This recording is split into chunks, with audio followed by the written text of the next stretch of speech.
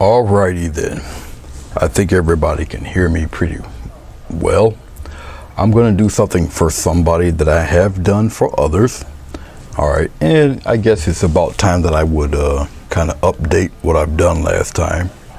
So, hey, what's going on, Bill? It's good to see you, bruh. I'm going to talk about perspective. This will be 1 point perspective. Alright, so as you can see, I have stuff, I have the board a little higher than normal. You see the little dot right here, whatnot. Alright, so this will be a definite tutorial. The individual in mind doesn't know I'm doing this, so if she happens to pop on, oh, well, there she go. Sonja, this is for you. Alright, this is a tutorial on 1 point perspective. The reason why I'm not continuing the fish painting is because I have to let the glycerin dry. It's going to take a little while for that stuff to dry because I'm going to have to go over some things and I don't want it to smear, so I have to take a break from it for a minute. Alright, so like I said, this is well, thank you, Vermont, appreciate it. This is for Sonja, but this is 1 point perspective. Alright, I'm a pretty much somehow I'm going somewhat by memory of her painting. Okay, the board, if you look at the palette down here, I got Prussian blue, I got raw umber, sap green, titanium white, and some cad yellow. Alright, very small color palette. Well, let's get right on to it here. Alright, this is a 16-inch, it's an 18-inch ruler, actually. Alright, yes, I got dimes on it. It just keeps the ink from spreading on this thing. Okay, what I'm gonna do is sketch out the horizon line. Now, I usually don't do stuff in pencil, not usually, but this is a teaching thing, so I have to do it dark enough for where you can see it. So this is the horizon line here. All right, so you should somewhat see this pencil line, I hope. Okay, yeah, you guys should be able to see that line. Okay, that will be the horizon line, meaning if you're standing somewhere, this is where your eye would naturally go. Follow me? Okay, anything else above that will be angled toward that vanishing point. Horizon line, okay.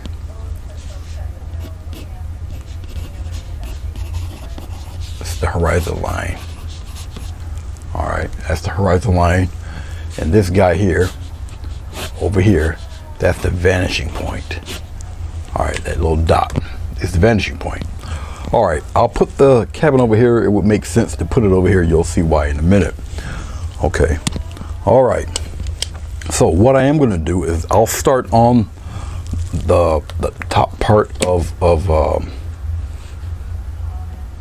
where the I don't know, what would you call it, the cabin or whatever. We'll start on that.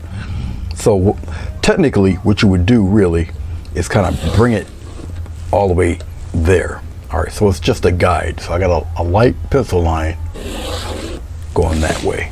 All right, but you guys can see that everything's going to go toward that dot. If you're going here, going to the right, how tall I want it is really up to me, really. Okay, I'll have it be right about here. Keep the line about as straight as you can. No crooked lines. Keep it straight. This is the 90-degree angle mark here. I'll have it come like right about there. Like I said, I'll do it darker than normal. Okay. All right. I will bring Mr. Cabin, the bottom part of the cabin, this way, so everything meets pretty much around in this area here. Okay. Then another straight line. Once again, this is more or less a bunch of 90-degree angles here. All right, 90 degree, 90 degree. Okay, the only thing that's really either below or above 90 will be the top part here. So this, I'll get an eraser and I'll erase this so it doesn't confuse you too much. I'll get rid of this. Okay, now when I say 1 point perspective, everything is just going to 1 point right here. It's not 2 point perspective where I would have one on the other side of this board. Where the 90 degree comes is really right here. I can make this part as long or as short as I want it. I just have to go off the page here. But it is a straight horizontal line going in that direction. Okay, like that. So basically, I'll get rid of this line too. Basically, it's just me drawing a rectangle for right now. Now, let's, for the sake of argument, we'll put the door over here. So, however, whatever size you want the cabin, it'd be the size you would make the door. All right. So, the door's right there. It'd be a one single person thing here. The door is kind of tall compared to the rest of the structure. All right, and we'll come here, making this wide or as short as you need it to be. Okay, and you just continue it on. Make sure the line is straight. All right, make sure the lines are straight, and you see everything still is angling toward that dot. So if I put this here, all right, and just take it and take a line, everything's angling still towards that dot. So when you put all the lines there, if I had a blank regular sheet of paper, they will all meet right here, going from here that way. Remember, this is just straight. All right, okay. So we got a door there. The door is almost in the middle of this box.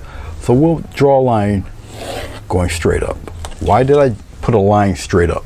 Because you got an angled roof line there.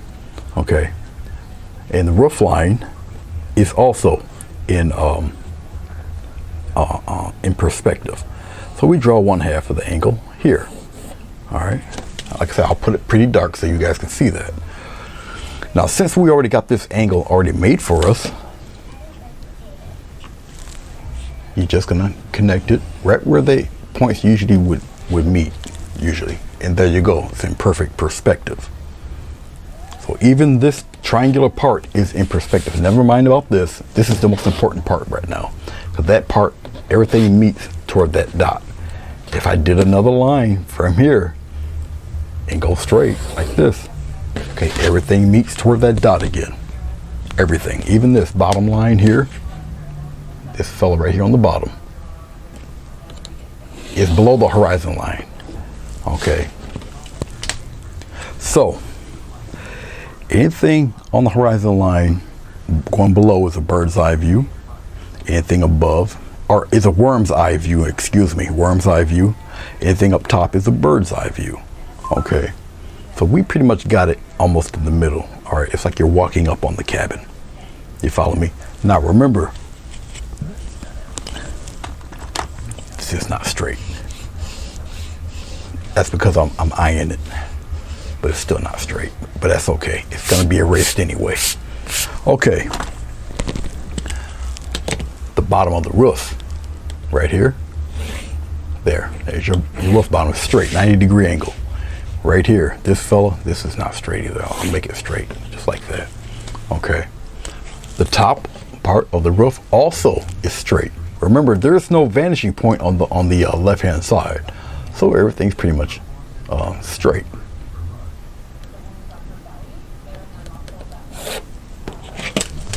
Like so. Okay. We can pretty much get rid of this.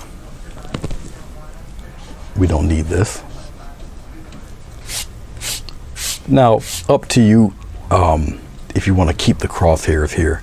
I'm gonna keep them here for the sake of Miss Sonja here. All right. We're gonna do another little. Do I really want it there? I could. Let's draw a little pitch right in here. We'll keep it right about there. And since it's a straight 90-degree angle, we'll just kind of put it in there like that. All right. So you got that little lip hanging out there. It's no problem. Now, since I put that lip there, it brings the perspective. It changes it now. This is a little too high for that since I put a lip there. So what do? Since I got it there, I would have to put it, you have to be a little bit lower. So I will go straight right here. Now watch what I do. This lip is a little, oh, we'll put it, we'll put a little mark there. We'll exaggerate it. We'll bring it down a little bit.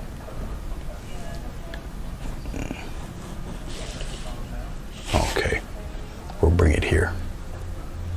Now you have to, now look at the difference. All right, just to make it even. You see, that's too high. Now it's even. See, it's straight. It's even with it now. Okay. Yes, it does matter, because when you look at it, it would look a little off, and you wouldn't really know why, but that would be the reason. Everything's still got to be in its perspective order. Okay. Everything over here is a 90-degree angle. Okay, so it's right here. It's 90 degrees right there. Okay, so everything here is a 90-degree angle. Everything here is below that because it's angled going that way. All right, so you got the video. You can watch this and see what I'm talking about at any time. All right. Basically, that's how you do the framework of a cabin. Okay, now everything right now is, it pretty much looks like an architectural drawing. Everything's all even and all precise and whatnot. We can hand do some stuff and kind of rough it up a little bit so it looks more natural. But right now we're just, you know, just showing you how to place everything. Once again, you go right back to that vanishing point where this is the most important part of it, not this over here. Okay, let's put a window in. How do you get a window in here and you get the window to match? Well, you go from this point right here, all right, and you just get a nice little light line. All right, like I say, I'm exaggerating things here. I'm doing it the way I kind of learned it. All right, and once again, we'll come here and we'll kind of match it there, and we'll put a window in there. We'll put it, it's all right. I mean, this is just an example. So this would be one tall window, but it's all right. One tall window, it's okay.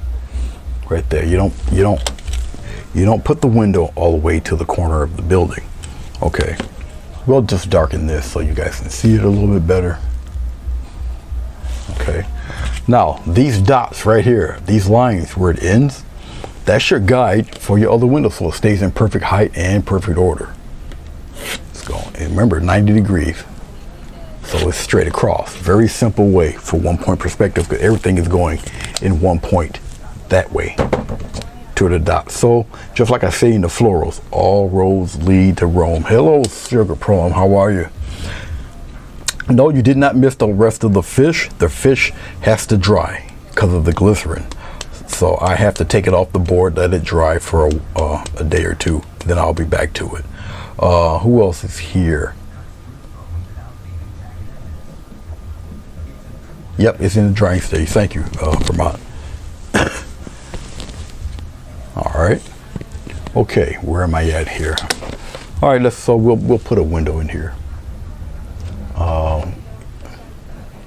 Right here, just go straight down. Straight down. We'll put another one. Part of a window there. All right. Okay. Now, just to make it easier, we'll just erase these guidelines here.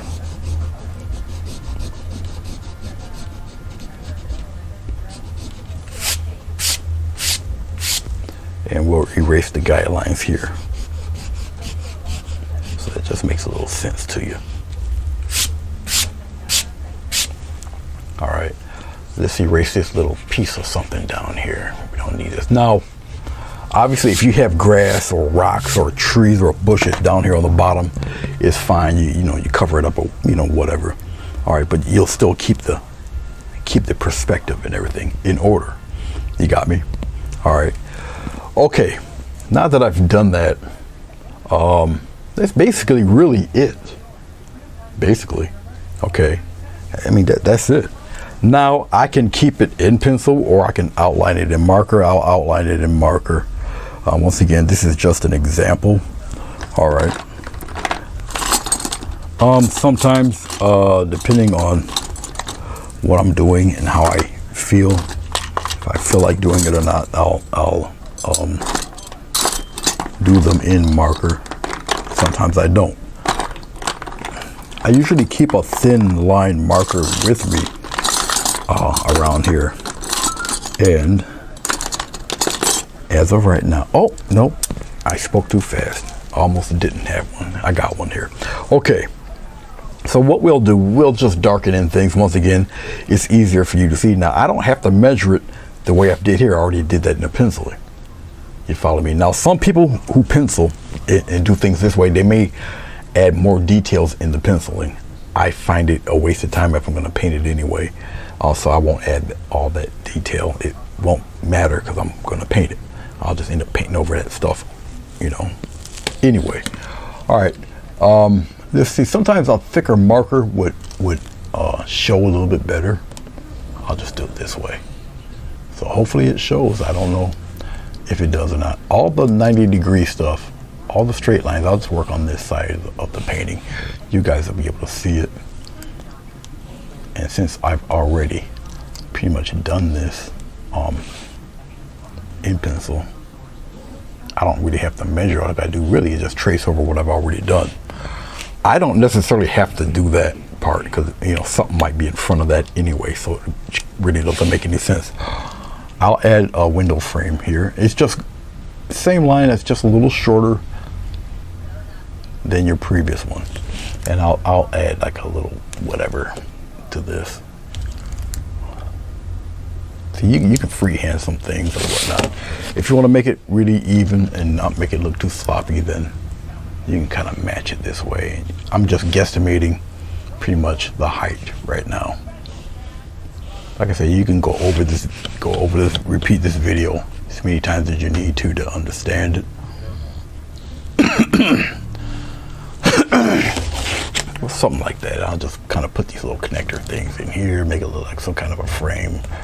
All right. Whether you want to go this much into detail with it is truly up to you. Once again, it's a straight line here. All right, just like that. And I'll just continue the straight line downwards.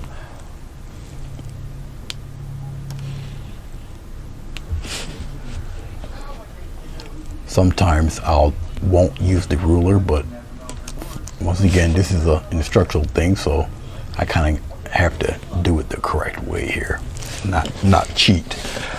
Since I'm going vertical, I might as well do all the vertical lines while I'm here. So I'll just do the vertical stuff while I'm at it here.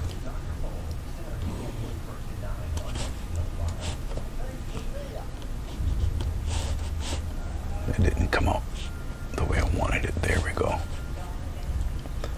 Now this pen is a really thin tip pen. Okay. Now I want to make it at least even. So what I'll do is I'll come here. I'll put a dot right there and a thinner dot right there. All right. I can do it that way. And then I'll just guesstimate it again. Somewhere around there. And I'll do the same thing here. This one's a little shorter because it's at an angle. Like that. And then I'll just come here to the vanishing point.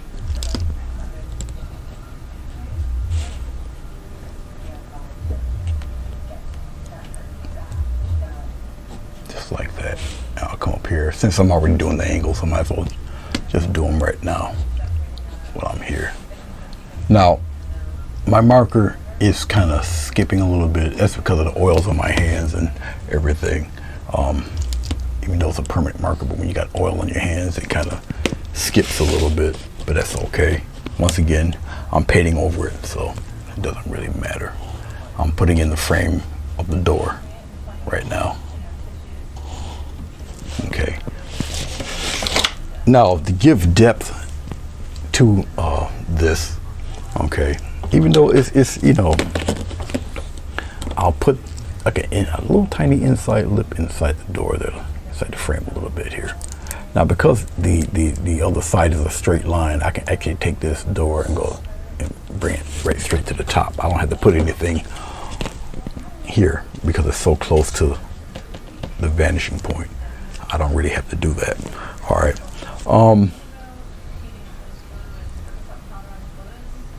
I could put a window.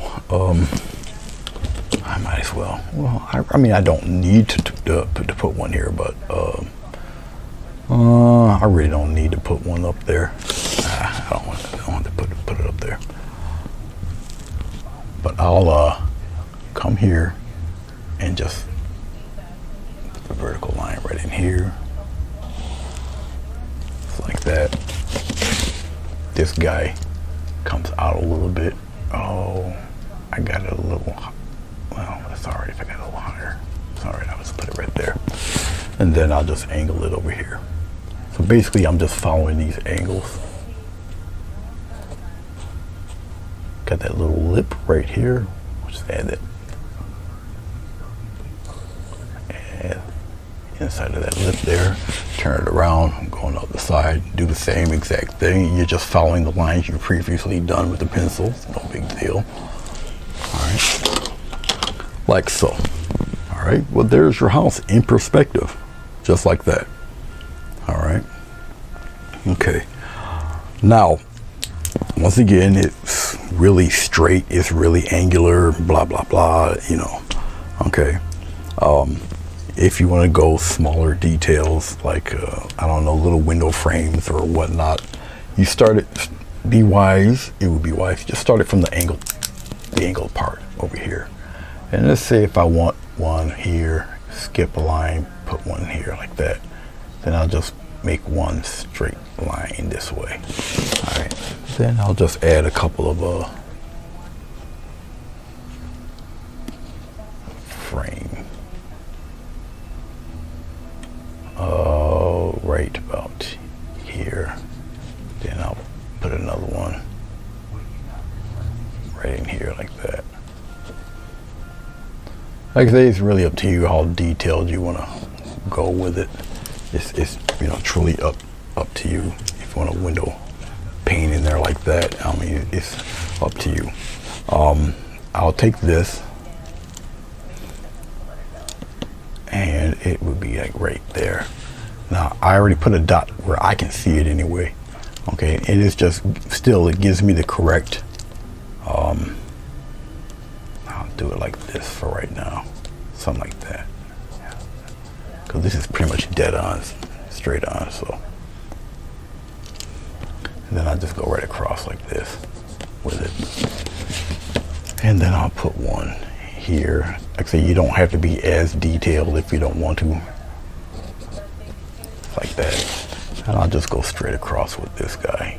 We'll just put like one right here. And this is the 90-degree angle spot. This is pretty much a straight shot, so it's all good. I think I got it going straight across. So, all right, something like that. Okay, all right. That's really it. This is going straight across. Like so. It gives the impression that it's angled, but it's not. It's actually following the same straight line from here, going that way. Now what I'm going to do is I'm going to erase this. It may or may not bleed. All depends on the drying time, all that good stuff. I'll use a different type of eraser. This is a kneaded eraser. It kind of crumbles. All right. I'll just erase the stuff for the house right now. I'll get rid of all of that. Like I say, it may bleed, it may not bleed, who knows. And if it does bleed, it's okay. It's gonna be covered over with paint. All right, once again, I don't necessarily, even though you lightly see it here, but it's a guide. All right, I don't necessarily have to have the bottom here because it can be covered with, you know, we can have like, you know, I don't know, we can have a bush right here, and, who knows, a little something coming this way, right on the corner. All right, and it can probably come out a little bit like that. This one here can be a little like back a little bit, you know, something like that. All right, so it covers it. And then you got the little bit of house right here. Okay, got a little bit of a house here. Oh, a little bit of something right there, whatever. All right, up to you. Okay, all right.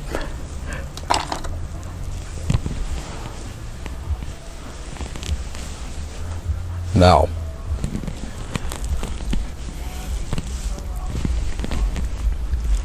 let's well, let me show you something here, because I've already explained how everything's going towards the vanishing point. So let's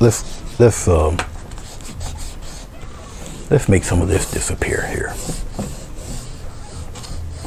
I'll make everything disappear except the horizon line. Okay.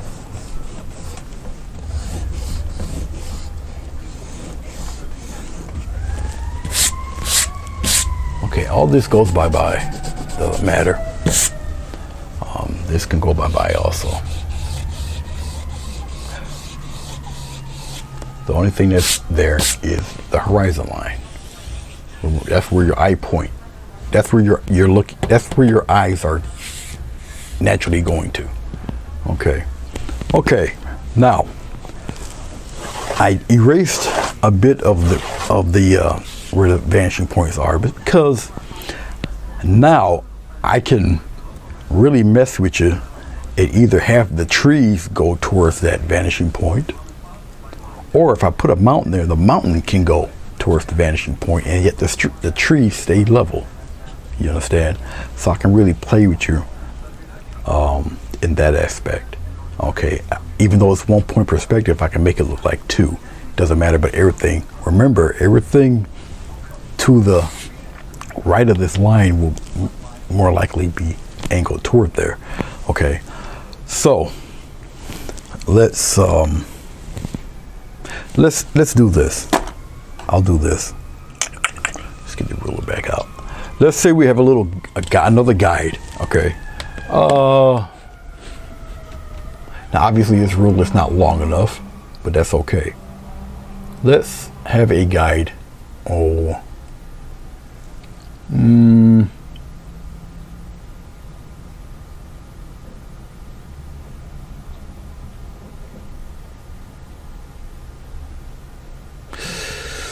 go a little higher. Let's go back up here. Okay, right around in here.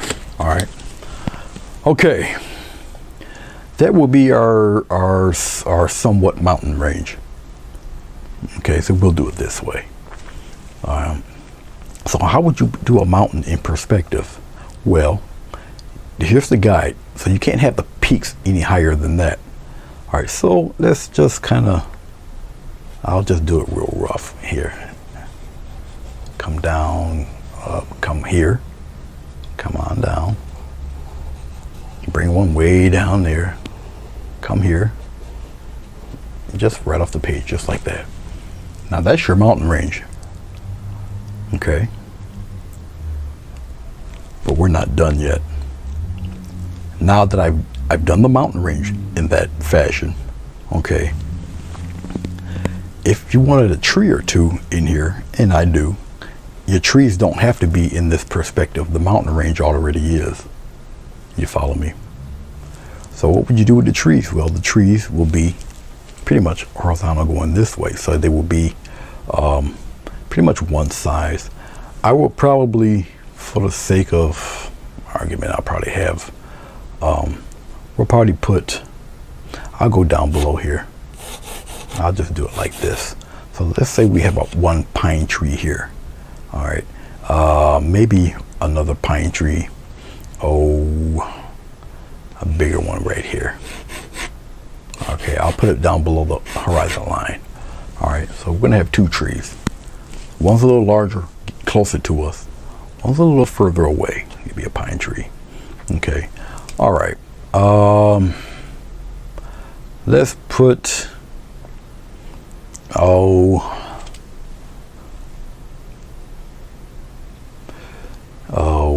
here. We'll do it this way for Sonja. Let's put, maybe we'll put a rock right here. And maybe we'll put an even bigger rock, somewhere off, right here somewhere. All right. Okay. So we have a rock placed right up around here. We got some kind of little rock right up around here. We got a bigger rock here, like that. All right. So you got a couple rocks there. Okay. All right. We'll probably have a, nah, we'll just keep it like that. All right, painting will be busy enough. All right, so we'll do the painting pretty much somewhat like this. Okay. Now, what I used to do, Sonja, and you can do this if you want or you don't have to. Up to you. It depends if this is what you really want to pursue as far as, hey, Sinzo, what's going on, bro?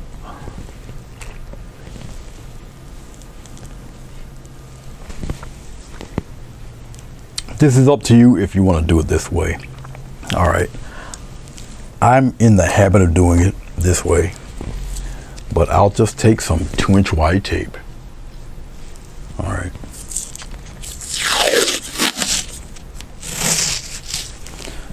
Yeah, it'll be about the right size. You don't have to. And I'll just kind of make my own mask. Now, they do have tape masks. Well, this is obviously Scott. They got paper or I mean, you can use contact paper, whatever, but they do have a tape for masking. You don't necessarily need to get it. That's just an expense you just don't have to buy when you can just get a 2-inch roll at Walmart. Okay. And as you can see, I go through a lot of this stuff. But I do get the 2-inch white tape because it covers all of this. Now, depending on how sharp your X-Acto knife is, well, I'm on a board anyway, I'm not on canvas, but just be careful with your X-Acto knife. Try to get your seam as thin as possible. Mine's a little thick, but it doesn't matter. I got an extremely sharp knife. Just be careful with your X-Acto knife, and all I do is cut out the outside edge, the framework of the house. I don't necessarily have to do the bottom, but for sake purposes, I will anyway. I'll start from one corner here, and this is a very sharp knife. And just carefully, now I've been doing this for a while. You don't really need the ruler for this. You just kind of, freehand this thing. And you concentrate on the outside framework of the board here.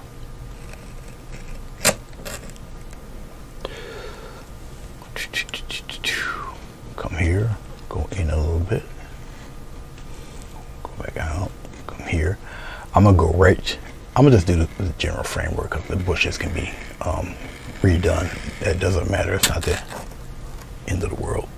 I think that's it really. That's all I need to do for that. And hopefully I got it all with just one cut so I don't have to repeat myself with this. All right, and then you just kind of peel it off.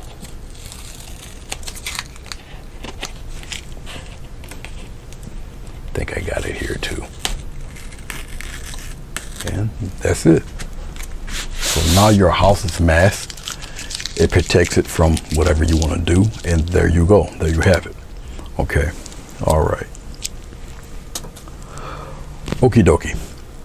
Let's move right along here.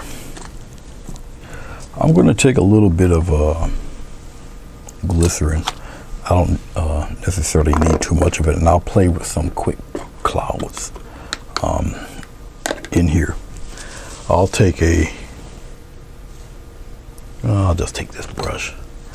I'll take a little bit of medium here. It is just vegetable glycerin. This is watercolor paper, not canvas. And then I'll just lightly just kind of brush this stuff on here, just like that. I don't really need too much of this. Okay, it's pretty warm in my room, so it's not going to really take too long to do what I'm about to do here. Okay, as far as clouds are concerned, I'll just throw something together real quick. I'll just take a little bit of white. I'll just pull the white out here. And I'll just kind of play around here on the bottom. Just like that. Just on the bottom. All right. I'll rinse this off.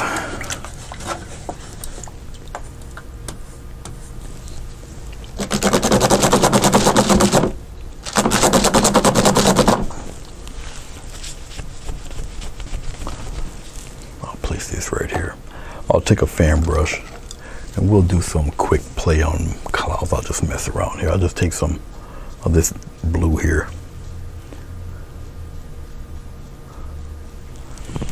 And we'll just take the blue and we'll just kind of play around. We'll come over here into the white a little bit and we'll just kind of mess with it a little like that, and we'll kind of fade it around, just kind of play with it here and there like that. All right. Rinse off the brush. I'll take some white and pretty much do the same thing.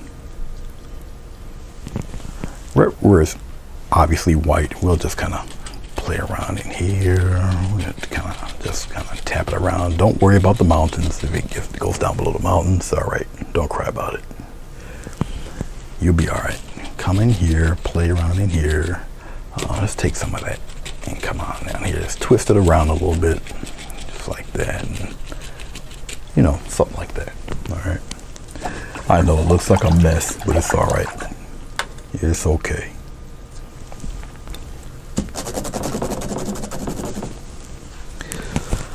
All right. Let's take essentially some makeup brush. It's a mop brush. Hopefully I got enough glycerin on here for it to do what I want it to do. We'll see in a second. I may have put too little on, but we'll see. We'll see as we'll do this. We'll just kind of fade and play with it here.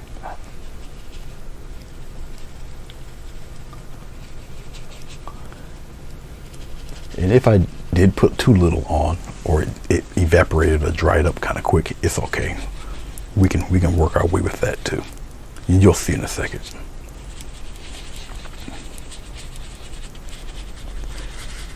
And I believe I didn't have enough glycerin on it, but that's all right.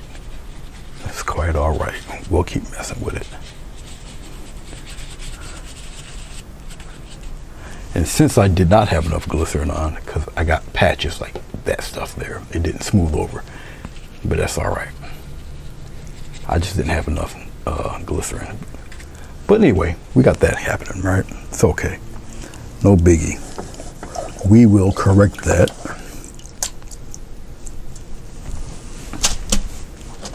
I'd rather have too little than really too much. Too much can be a headache. Too little, we can work with it. Okay. We'll take that same fan brush and we'll just kind of we'll go with at the corner of the fan brush. We'll put some paint on the corner there. All right. We'll come up around here and add some things just like this. But what I'm going to do, I'm going to use this fan brush. I'll just turn it around where there's no paint. I'll just fade it in with the brush. Okay. And we'll wisp it around a little bit. Just get some more. And we'll just kind of play with things in this direction like this. Kind of mess around with it. And once again, I'll just kind of wisp it around just like this. Some of the intensity of the white you want, some of it you can fade it away. All right, so it's truly up to you. Let's get some heavier stuff going up this way. Now you only got a short window to do this if you don't have any glycerin. And I'll just kind of, once again, use the corner of the brush. We'll just kind of pat and fade, twist it around. You got a short window for some of this stuff to dry up.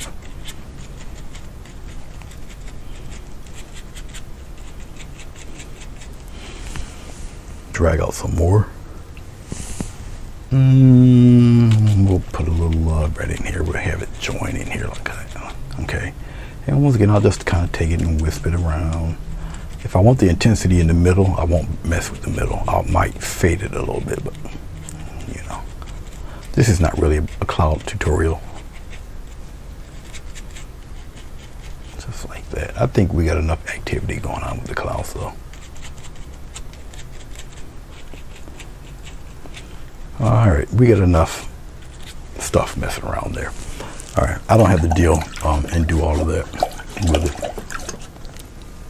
It's not a cloud tutorial, so it's all good.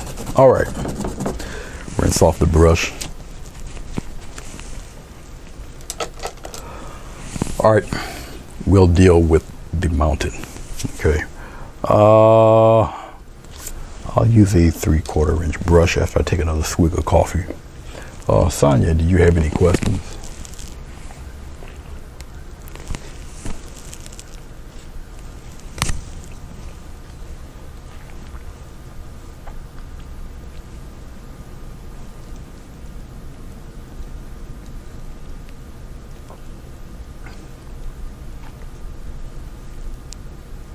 I'm just making a mountain base. I'm just taking the blue and the umber, which has green in it. So I need something to counteract that. Very simple. Use the opposite color to counteract the green, which is red. So we're going to get a mountain base that's going to be fairly deep. So I get a little bit of red in there. I always tend to put a little too much red in, but that's okay. That is a-okay, because we just use some more blue.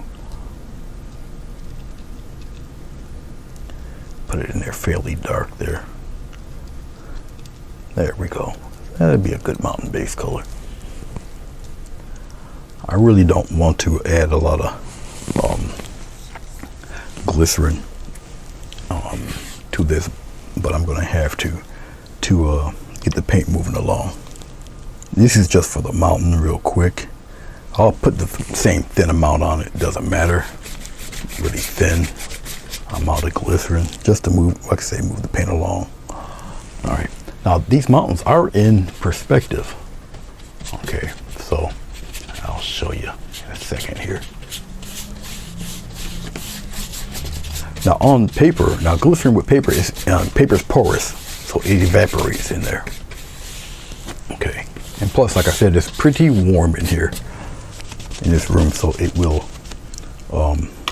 evaporate rather quickly. Okay, always keep the top part of your mountain, keep it pretty sharp.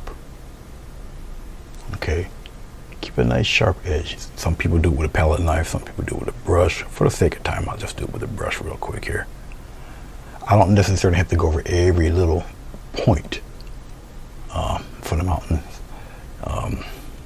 That's really, because I got it kind of sketched out anyway, so I'm just following that more or less. Something like that.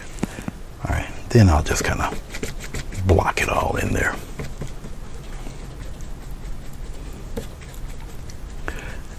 What makes this mountain will look so close is that I have no fog. All right, it's like straight mountain down here. So this mountain, even though it's in perspective, this mountain's immense. This mountain is freaking huge. We'll bring it right straight down here. It's all right, no fog mountain. All right, now this is just a big old monster. Okay, I don't really worry about it being too even, the color here, because you're gonna put the rocks and whatnot on this. But we're gonna show you something though. Because I'm doing this mountain in perspective, the mountain formation is a little different. Okay. All right, something like that. That's fine. Okay. All right. Remember, the mountain is also in perspective now, because I got the mountain going in this direction. So you're looking at the mountain from a different vantage point. All right. Okay. So I literally have the mountain right on the horizon line here. Okay. All right. So let's put this away. So Mr. Mountain here is a little different. We'll use the this X-Acto knife. We'll use this. Okay. So we're looking at a mountain range in perspective. So your mountain now. Let's do it this way. Let's kind of sketch it out. Your mountain, it's like you got pieces of mountain like that. That's one mountain there. Okay, you got another mountain. We'll put it right there. But you got another one. Oh, let's put them out here like this. And then you got another one like right here. So you're looking at sides of mountains. Okay. You follow me? Okay. So that's like one side of a mountain, another side of a mountain, another side of a mountain. So they're not necessarily looking at left and right with the mountain. You know how you have a left side, a right side mountain. Now you're looking at this, almost like a sideways view of a row of mountains because it's in perspective now. You got me? Okay. All right. So let's deal with a little bit of white. Just put it right in the mountain mix here. We'll just kind of mix this stuff up here. And we got it looking a little gray purplish. We'll add some brown in that.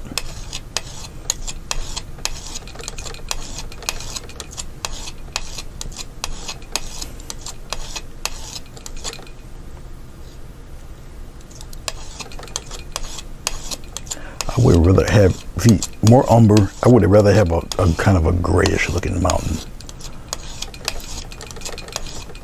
Each one of these mountains will most likely be sort of a different shade of this stuff. So whatever is closest to us may have to be darker, and then we'll go back from there. So I'm gonna have to make this guy a little more brown, and then we'll add white to it, if that makes sense. Because now you're talking about, we already have our linear perspective. This is linear perspective. Okay. Now we'll talk about a little, almost like it's almost like aerial perspective, because whatever is closer is darker, whatever is furthest away gets a little lighter. Okay, so we kind of have to do it that way. I don't know if I made enough here. Don't look like I have. We'll spread it out, but I already know the colors used to mix this. We'll go here and we'll just kind of quickly pop some mountains in here. All right. How do I want to do this here? I guess we can do it coming from this way. We'll come here like this, and we'll kind of really play with it here. Come here, add some there, and we'll really kind of mess with the, at least keep the edge of the mountain there. That you're gonna need. And you'll see what I'm talking about in a second here. Come on out here. Let's pop some of that here. Just like that. You really want the edge of the mountain right here. Really highlight that edge there. And we're going pretty much this way in this direction. Don't get rid of all your purple or your dark color. Like that. Put it right in there. Just like so. All right. Okay. A little more white into the mix. Mix it in there pretty decent. Spread it out. A little lighter. And we'll kind of come in this direction.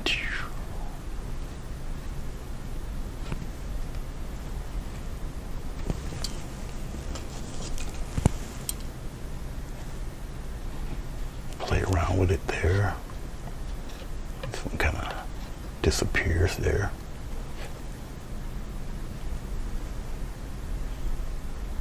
Yeah, he's cool right up in there like that. Okay. Okay, at least that's another one. All right, more white. You can say it gets a little brighter as they go downward. Spread it out.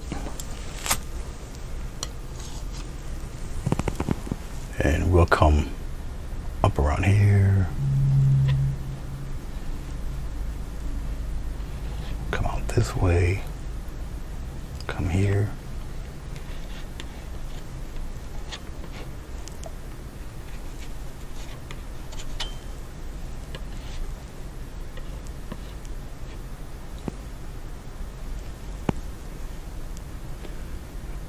Right up around in there like that.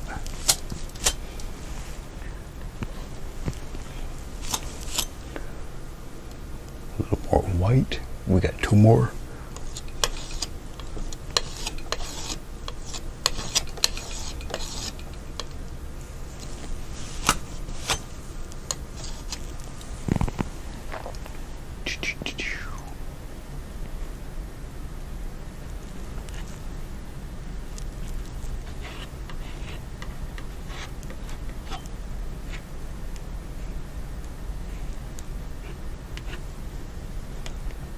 Actually, this we'll play with him like this. Go out there like that. Okay, this well,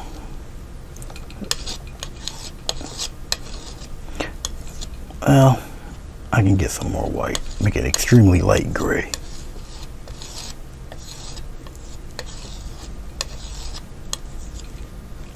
Need a little more white.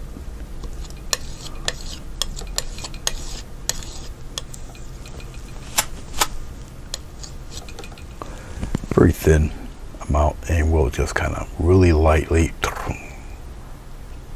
put some love in there like this. Come on down this way and really kind of highlight the edge of this fella. Come on here.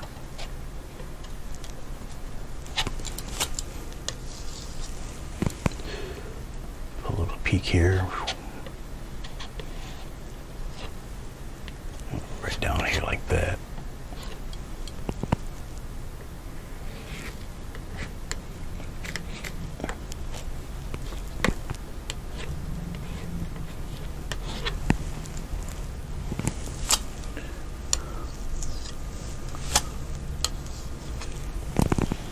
And here, very little bit, because I'll just kind of like that.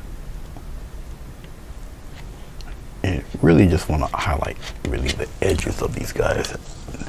Don't have to go too far into the interior with it. Come here, turn upward, come here, come on down like that.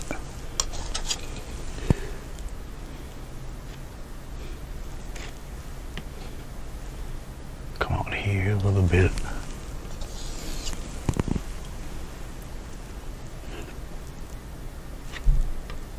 Here on the top.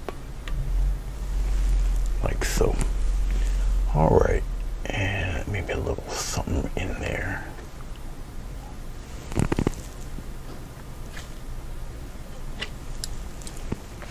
Okay. Like I say, no fog, no mist won't be needed. I'll scrape some of this out of here. When you thin the paint out and you got a warm room, the paint does kind of dry up on you like it's doing right now. It's just the nature of the paint. Okay. Hey, Travel.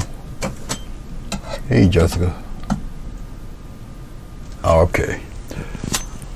So, we'll get our grassy stuff happening here. We'll go back to this brush because we're just laying the groundwork for it. So I'll use a little bit of blue. We'll just put the blue right here, a little bit of sap green. We'll put the sap green and blue mix right in there like that. Okay. I'll get a little glycerin. We'll just loosen up the paint. Just like that. Once again, we're just blocking in all that white you see there. Okay, very simple painting, and we're just gonna we'll block that in like that. Keep it kind of a simple horizon line back there, and we'll block all that in. Yes, I'm blocking in. I'm covering the rocks up. It's okay. It's all right.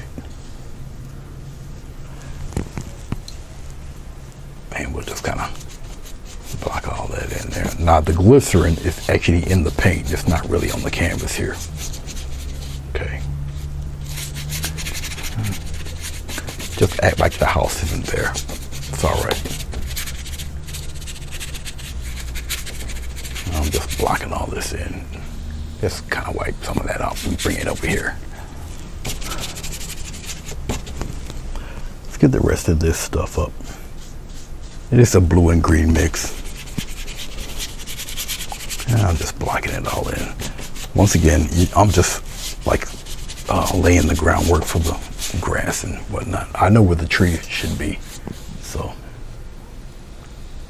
All right.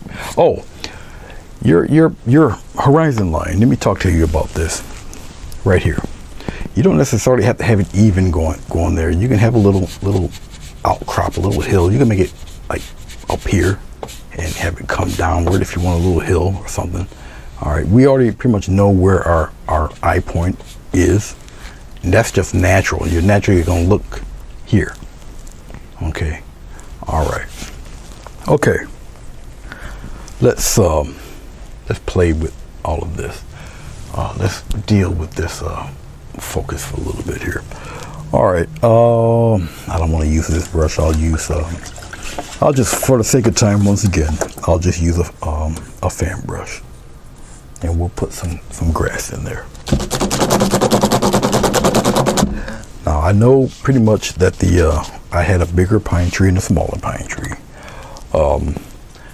Let's see, I know we had a rock somewhere around in here. We had the bigger rock right in here. We had a smaller pine tree here. I know we got a bigger one here somewhere. All right, okay, something like that. Okay, let's get I'll just use, don't matter what fan brush I use really. I'll just use this guy. All right, let's go back into, actually, let's get a little bit of red. We'll put the red here. We'll get this color opposite. It's gonna cancel each other out. Let's get some more green there. All right, so we've got this brownish green grass happening, so we'll add some more blue to kind of return that green. It's gonna make it a deeper green. Remember, umber has green in it. Okay, a little more blue. Okay. All right, that's cool. That'll work. Now this is brownish green, really deep color. All right. I'll put a little micro touch of glycerin in there. And really, with the paint this thick, all you're doing is thinning the paint out just a little bit. It's still more paint than glycerin. Okay. So it'll still dry pretty decent. So I got my brush pretty much saturated with this stuff. All right. You can either start from the back, start from the front. It kind of doesn't matter. And I'll just kind of pop that grass patterns in there. And we'll highlight this stuff.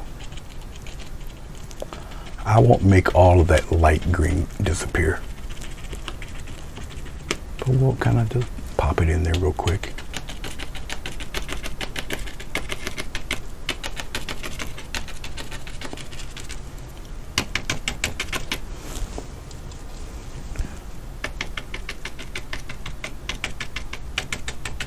Pop off in there. I'm not worried about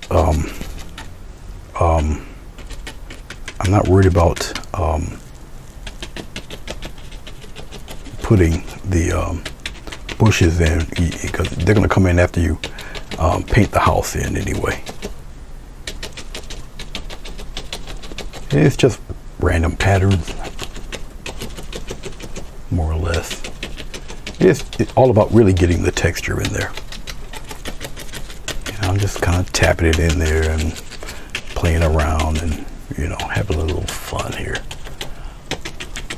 All right, so we kind of established this deep stuff in there. Obviously the rock's gonna be here, rock's gonna be here. The trees are somewhere around in there. It's all right. Okay, let's take this and we'll get a little bit of yellow, we'll get a little bit of white, we'll kind of pop it in there. Now you got this kind of light olive green thing going on here. See that? See how quickly you can do that?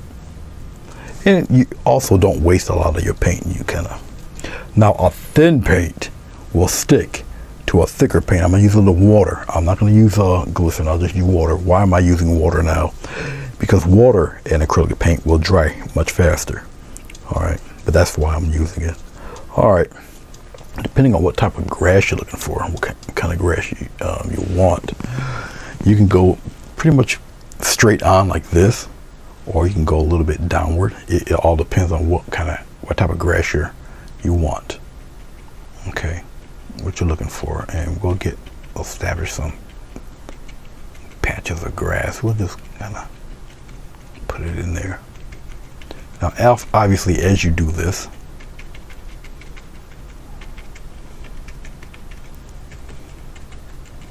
the paint wears off your brush, and you know, the patterns get lighter and lighter. If you feel it's a little thick or a little heavy, then you you know, you go back over it, just blend it in a little bit. So as my paint, well, it's not, a lot of it's not off the brush yet, but as it gets off the brush, I'll go back and start patting some of this stuff in.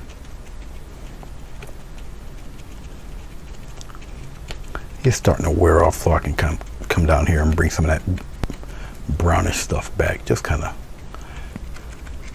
smooth it out a little bit. Okay. And, well, I got some on the other side here. And just keep on going with it.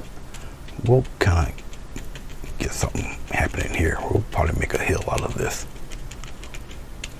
Now, the hill will be a little more prevalent once I put highlights in the grass. So, worry not. Hashtag don't panic. We're just building this stuff up here.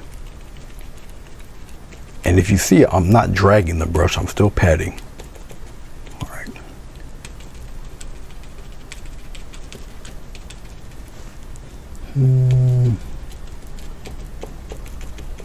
Okay, something like that. Let's get a little more yellow. We'll put the yellow here. Get a little bit of that green and pop it into the yellow. I don't have really enough white to kind of scrounge a little bit of what I got left and pop it in there to brighten it up a little bit.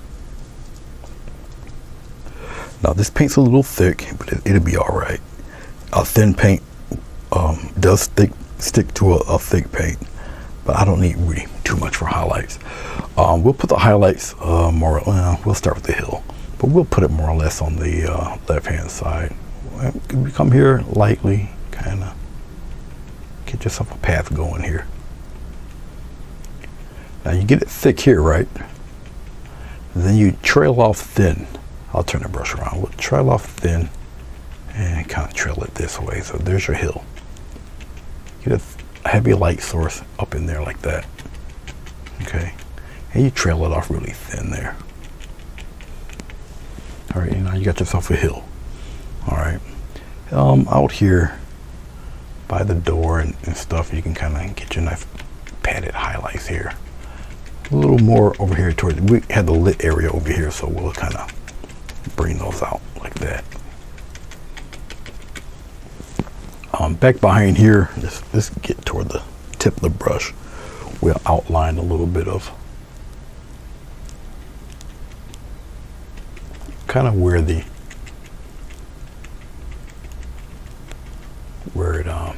grass, the little field back there ends.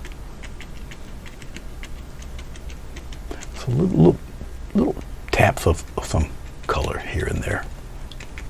And really, you know, you pay attention, look at your painting. You know, stop for a little while, see if this is where you want everything to be. Okay. I'm going to tame this grass up a little bit. We'll put some. I'll spray some colors in there. Look like little wildflowers in there. Okay.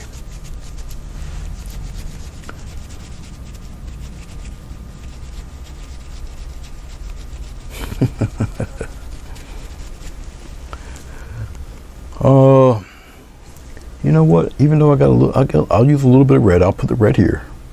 And I know I don't got no white because I'm too lazy. I'll just kind of brighten it up like that. Get a little bit of water. Put it in there. Water it up a little bit here. This is thicker paint. I got to be a little careful. I don't want it too watery to start running on you.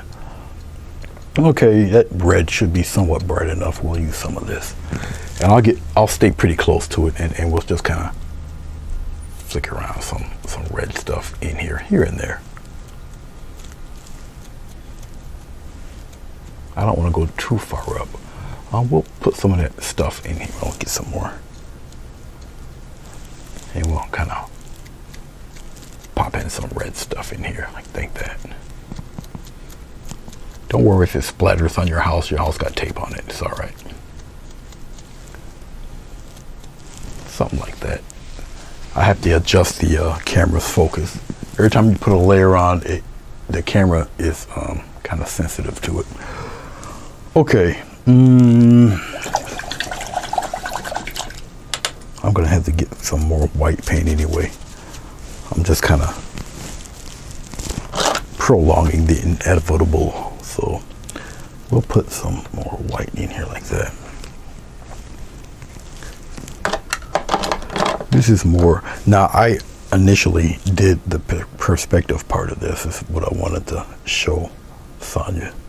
Okay, little white, little yellow, real bright. We'll brighten things up a little bit. Got to tint the white though. All right. Get a little bit of water. We'll put it in there like that. Just loosen up the paint just a tad. All right, and we'll kind of put some bright things in there like this. Okay, and we'll kind of liven it up a little bit. We'll even put a few speckles up there, a little. All right. I don't want too much. It's gonna start looking like The Sound of Music. I don't want Julie Andrews doing cartwheels in my field. All right, just like that. That should be enough. Okay, Jess, have a good time. Enjoy yourself. All right. Okay. So that's that. I can show you. Let's remove this. I don't need this. Let's scrape some of this. Actually, I'm gonna use a lot of this. Let's just kind of make a hodgepodge right now, just like this. Let's just use it. Yeah, red too. Let's just make some mud. We'll just mix it all in there. This is a plastic knife. Plastic palette knife. We'll just mix it all in like that. It needs to be darker. I don't have no. We'll use some of this brown. It does need to be a little darker though. I'm gonna throw in a few trees where it's not really in front of the house, so we can do those. All right. Okay. That's not dark enough. It needs to be much deeper than that. We'll add a little bit of blue, and we'll grab some more red for this brown. So we'll put some blue here. Let's put a speck of blue in there like that. And then I'm gonna grab some red.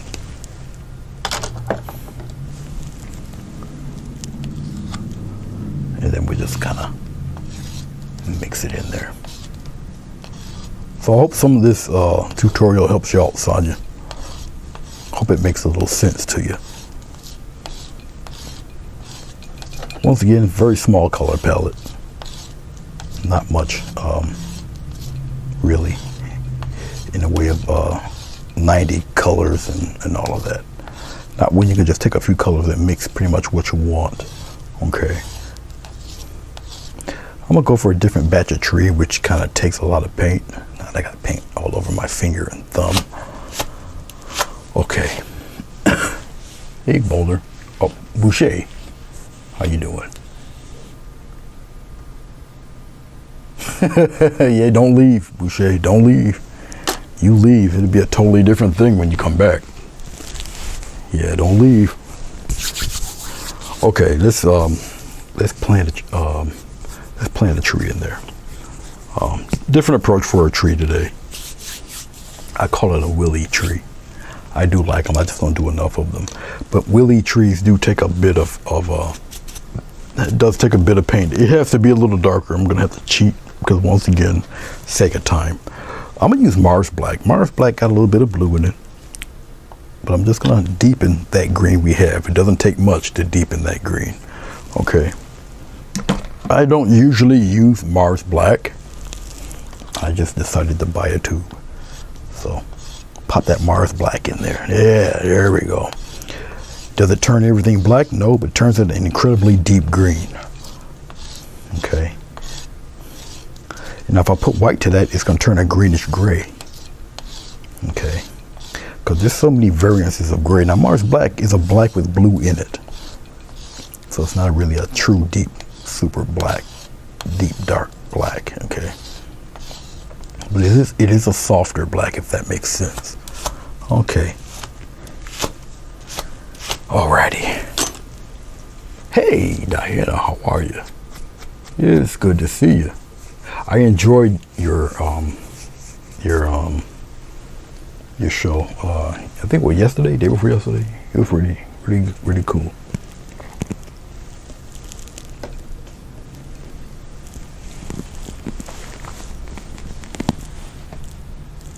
Okay, now that I just took a giant swig of coffee, I don't have to really be this far out with this. I can come on in a little bit, and I'll bring it down just a tad if I can. Right about there should be good for right now. All right, pop the focus on there. Okay, different type of tree with this very infamous, or whatever, 1-inch brush. Unfortunately, I can't say the name of who it is, but you know, it's a Caucasian dude with an afro. That's about all I can say now. All right, it does take quite a bit of paint to do this type of tree. I would usually use a thinner brush than this, but it's all right. Just an example. Okay, I know one of the bigger tree than the smaller tree. We'll deal with the smaller tree first. We'll put the smaller tree right about there. Okay, and I'm gonna just take the brush, kind of narrow it down a little bit. It does take plenty of paint to do this. And then we'll just tap. But as I'm tapping, I'm gonna tap a little bit to the left and a little bit to the right, just like that. It kind of, I gotta move my head, make sure it's kind of even there. It gives you a really different type of tree, different look, a little fuller pine tree, like that. All right, I'm going to need a wee bit more paint than this. I'll just loosen up the paint I do have. The other paint's a little, other tree's a little larger. It's closer to us. Hopefully I got enough paint here to get away with it. All right, so we have one here. The other one, right about here, it'll come down here somewhere. So we'll kind of really pop it in there. A little to the left, a little to the right, like this. And really put it in there. You'll really see it once I start to highlight that guy. All right, it's pretty neat how they kind of form that way. But I do got enough of this color to put the two rocks in. I'll put the rocks in now.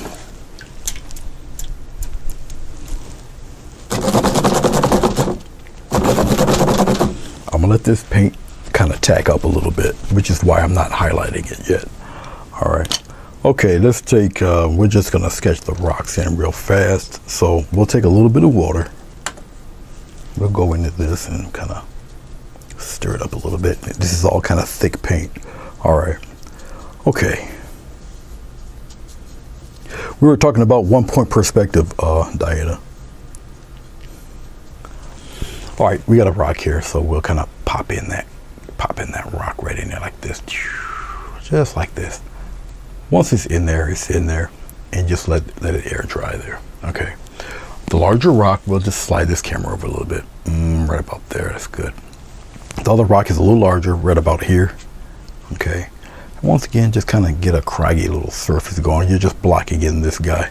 All right, we'll kind of dig up some more of this mix here and just kind of fill it in, just like that. And we'll just tap it and fill it in. All right, something like that, more or less, like that. Okay, so our 1-point perspective, I'm talking to Diana, is actually going towards this dot. So the mountains are actually in that perspective. This side of the house is in that perspective. Okay, even the rocks are in that perspective. The trees are not. All right, the trees will be this way. Okay. Which is why you got a weird sense of depth and your eyes kind of fooling you like it's 2-point perspective. And it's not. It's still 1-point perspective. Everything is going toward that dot. Even these guys are going toward the dot. Okay, so it's still 1-point perspective. I just got stuff going correspondingly this way, 90-degree angles. So going that way. All right, and we just took the horizon line. We altered it because we got a little hill here. Then it kind of levels off back there. Okay. Okie dokie. Our light source is coming from the left-hand side. So with that said, let's get a little bit of water, and we'll put the water right in here, and we'll just kind of loosen up the paint that's already on the brush with water, no glycerin, just water. All right, and so our unfortunately, you're not going to really see much shadow from the rocks because the shadows are all going that way. Okay. I'll be back in a little bit.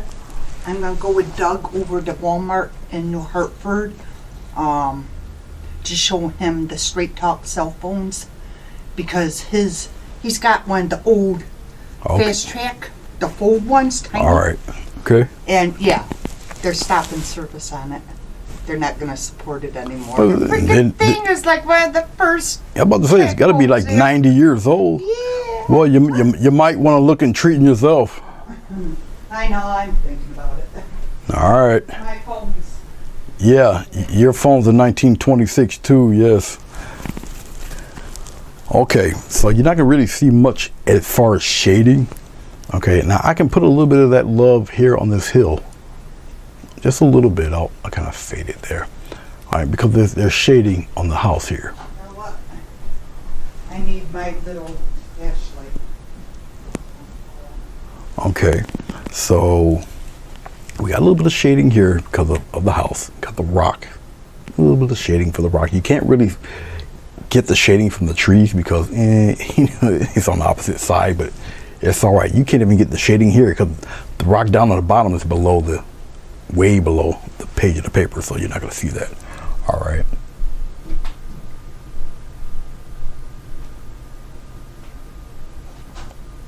That's right. Art auction. Thank you. That's right. But it was great. One, I like the interaction between you and Mary and your interaction with everybody that did come. And yes, the later it got, the more the more people come.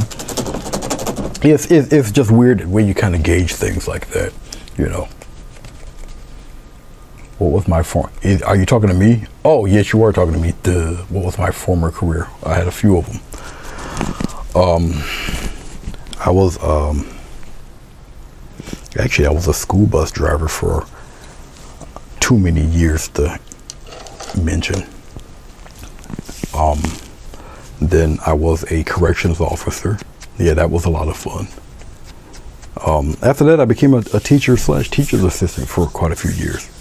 So, and I really enjoyed that. Then I worked at a place for wayward kids. That was a little crazy, especially when it comes time to, you got kids 5 times your size. You got to take them down when they act a little unsafe. I had to deal with that, but then the injuries were piling up. And on top of that, then I was a musician, a paid musician, and everything. So it was quite a schedule I had, because no matter what job I had, I was still a paid musician. So I still had to be at the church or whatever gig I had to go to, and everything. So I had a very, very busy life. So yeah. I'm trying to think, what else was I? I was head of security at the guard place, which they specialized in large breed dogs, American bulldogs and large Rottweilers and stuff. So they guarded using them things. Yeah, that was also. Yeah, you don't want to mess with those dogs. Even the puppies were fierce, but that's the way they were trained, Yeah, but his specialty was really large, big boned dogs, American bulldogs, Feli Beta Stereos, which is a very expensive Italian breed, giant breed of dog, and Rottweilers and such. Okay, the trees are dried off, the rocks are dried off. The paint and its splatter is pretty much tacky, it's almost dried off. All right. Okay, we're moving right along here. An hour, 20 minutes. Hey, we're doing pretty good here. Not too bad. All right.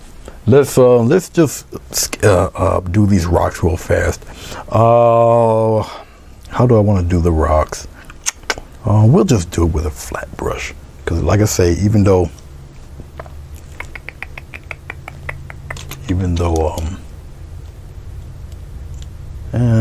I'll just use I would rather use a flat brush, but I got the filbert here. I will just use the filbert. We'll take the color we have here, add some white to it, and just mix it in there, just like that. All right, because we already got our foundation. Obviously, the lowest color you can get, which is this grayish black stuff here. I'll just take it. Now remember, the light side is on the left hand side, so we'll kind of graze on the top here like this, and you can kind of develop whatever path you want, really. It's like so. And we'll bring some down here like this, kind of spread it out like that, and then we'll make it disappear like this. You know what, I like that. I just kind of build that up here, right up around in here. We'll just keep that part dark. Get that out of there. Get some more paint, and we'll lighten that hair. Bring it in there like so.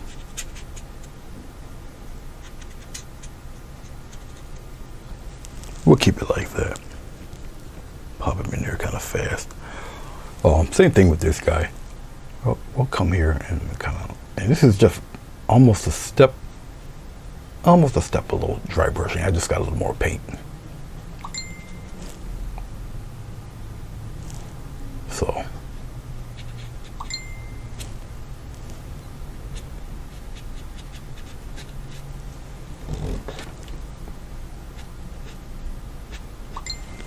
okay, so we got a few.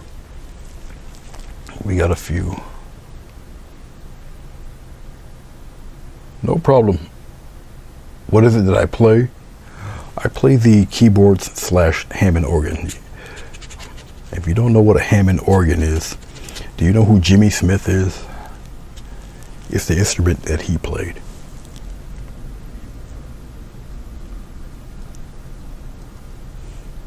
So we'll get a little bit of titanium white. Titanium white is extremely opaque, okay? But you see the color shift here between the two grays, all right? And once again, the highlight is really on the left-hand side. So we'll kind of fashion it on the left-hand side. We'll come around in here, and we'll just kind of put all of that love on its left-hand side, which in the position of this rock is just like right in front of our face, all right? So I'm not going to really highlight the top. Won't be needed when all the side is really getting all the love here. Okay.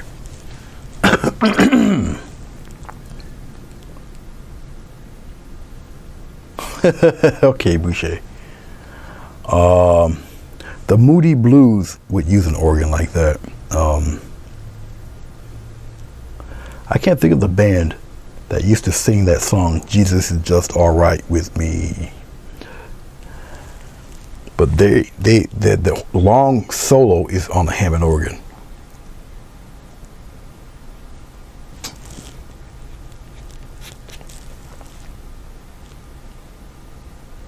I'm pretty sure somebody in this chat knows exactly the group I'm talking about.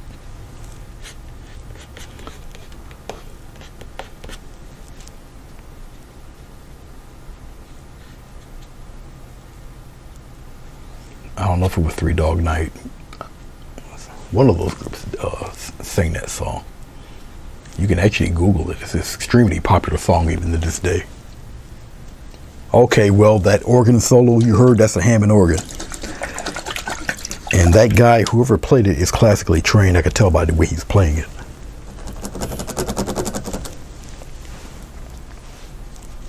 Well, is that the Doobie Brothers for real? Well, that would make sense, because one of their main instruments was the Hammond organ in that group. So, but yeah. Nope, it wasn't Creedence. He's right. I think it was the Doobie Brothers. No, it wasn't Creedence. It wasn't their style. Creedence was more of rock and rockabilly mix before rockabilly was a word. Doobies were just straight rock. You know, they had a little touch of blues in there, but they were pretty much rock. And speaking of rocks, we're done with those two. Okay, let's highlight these guys. I'm gonna use the same type of brush by that Afro guy, but it's a little tighter. Okay. Okay, we gotta really, well, I'm gonna need some more yellow, but I'm gonna just put the yellow right in here. I'll just pop the yellow in here for a highlight. Once again, this style of I just dip the blue in here. We'll just kind of mix it in like that, just like that. This type of tree is really, like I say, it takes quite a bit of paint, but I like the way it does look when it, when you do it like this. And once again, it's a tap, but I'm tapping some to the left, some to the right. Now you're gonna really hear me beat on this thing because the paint's not really watered down, and I really don't want all that darkness to go away from it. Okay, so I don't want to kill all of my darks, but with this type of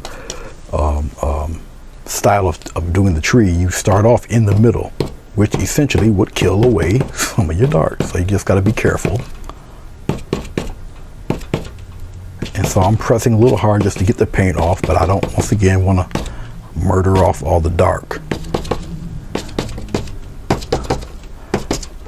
And with this type of tree, they make great Christmas trees because you can gently add the little bit of white, the rest of the yellow, kind of put it in there. Need some more. I don't want it to look like snow on a tree, so we'll add a little bit of yellow, pop a little yellow in there. But this style of trees make great Christmas trees, holiday stuff. All right, something like that. A little more yellow in there. Let's get some water. A thin paint does stick to a thick paint, so we'll water this up a little bit. And I won't. It'll prevent me from beating the brush up on this board. Okay. All right. Once again, the light source is coming from the left-hand side, so give it a little gentle tap, and we're gonna kind of play with that left-hand side a little bit, like so. Come over here. All right.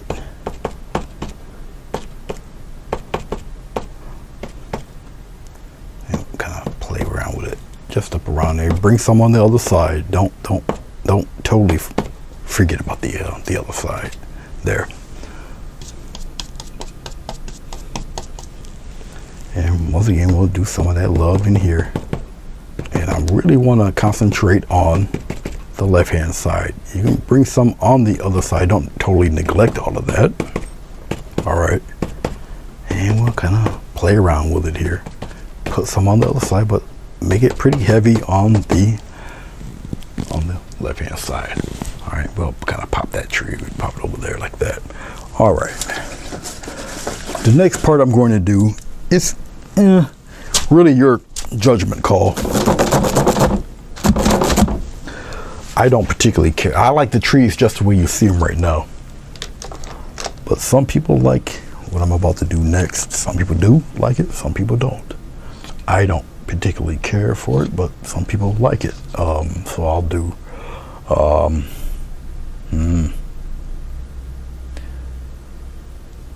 let's get a little bit of red in here. We'll gray it out a little bit, just like that. Then we'll add this white in there. We'll make a kind of a grayish like that real quick. And we'll spread it out like that. Cut across just like that. You got to make the sound or it don't work. And I don't like doing this too much. We'll just kind of scrape in a little bit of a trunk. And in my case, a very little bit, maybe a little bit in there on the top. Not much on the bottom. Here, we'll kind of make a larger one like that. And we'll put a little bit of something right up in there. Okay, and well, maybe that's too much. We'll use a thinner side like that.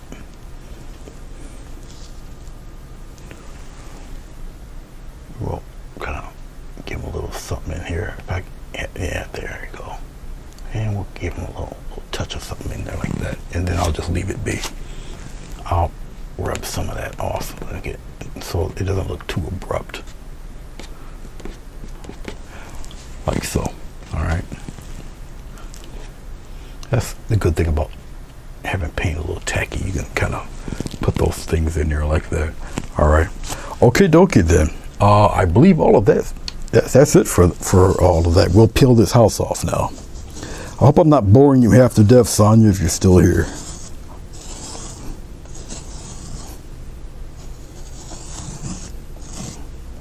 We'll scrape a lot of this off the board. This is just me. I particularly don't want to look at it. So, okay, let's put this back over here. Now we really don't have to mess with that dot anymore. That dot's history. And I will just pretty much focus on the house now. And we'll gently peel it. Now I'm on paper, so it's more of a pull lift, all right?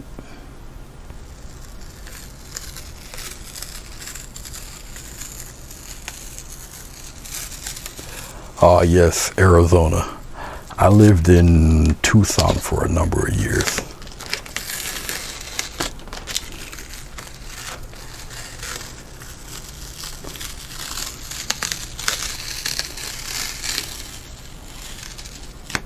All right, well, there's your house.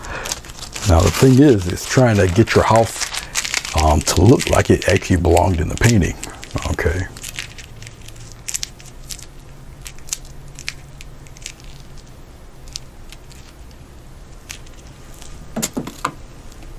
More coffee.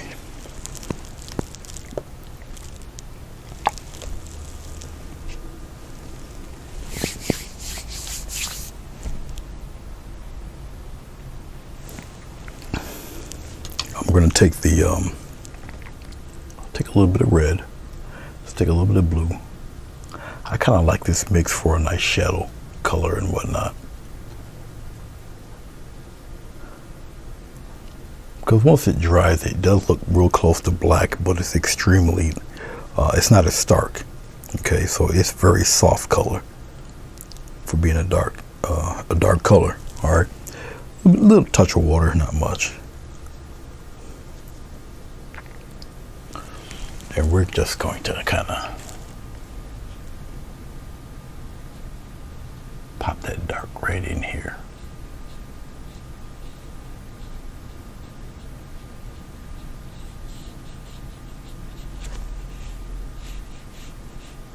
Now, if I needed to be darker than this, I'll repeat this process, probably with a different brush. This is kind of thick, but it doesn't matter at this point. It's just to fill it in there real quick, like that. All right. I feel it might need to be a little darker than that, but we'll see as we go on. I'll just darken it with this color for a second here. I really don't. As I'm looking at it, I'm trying to see if I need to put this anywhere else. Probably in the inside of this. If you don't have a steady enough hand, get a smaller brush and do it. The good thing about doing projects like this is, you know, you can glaze your house, or you can use just solid paint. It's really up to you how you feel you want, you know, you want it to look. I'll continue with this dark color. I'm using a liner brush, not a script liner, just a liner brush, and I'll just kind of add a little shadow. Now you're going into like little bits of depth into your house. I mean, I could get away with adding a little bit of shadow right down here because it's aiming towards the other side. I shouldn't have put it right there. That I can get rid of. This is something different right there. I can get rid of that. It's all right. Get rid of the water. I just wipe the water away. It's no big deal. But it belongs right in here. And then you put one right in here like this. It's these little tiny details like that. All right. I can go over here, add one right there. Okay. Just like that. I can probably get away with making this one a little thicker. This is like my new little detail-y things, you know. Okay.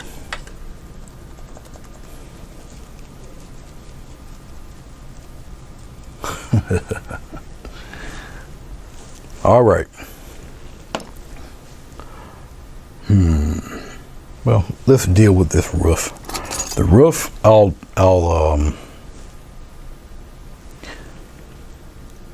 don't know. Let's just pick a color. We'll just pick some. We'll just kind of, I don't know.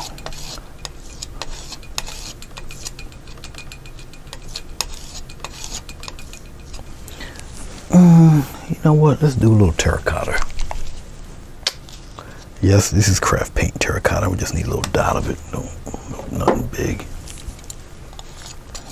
We'll just add that in there. It gives me this weird. Yeah, I need more terracotta. It'll just kind of gray it out a little bit. A little more terracotta. Yeah, that's coming in. You can see how much I use this craft paint. It's starting to gum up on me and everything. I don't really use it too much. I really should. As you can see, it starts to gray out a little bit. So this would be cool for a roof color, I guess. We'll mess with it with that. All right, we'll just kind of take it. Now this paint's a little watery. It's gonna be a little runny. It's gonna look a little odd, but we'll just take it and kind of come on this way, make it kind of look kind of weird and rough. We'll take some. We'll probably take a little glycerin and we'll play around with this.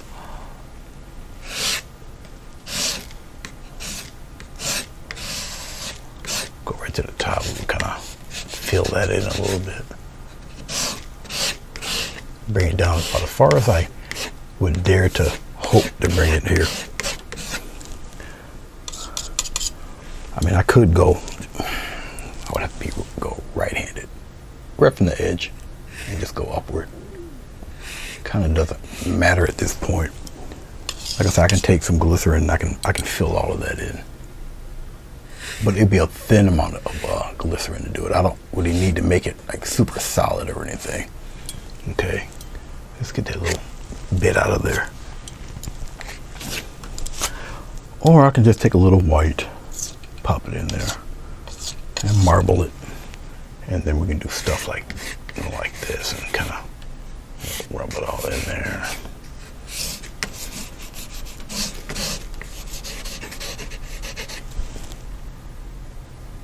Come here to the side, put a little bit of it up there. I'll take a brush, doesn't matter at this point, take a little bit. Do I want glycerin or water? Who knows? I'll just take a little bit of, and just kind of rub it in there a little bit. It has no paint to rub in there, so I'll just take a little bit of this mix and we'll just kind of pop it in there a little bit.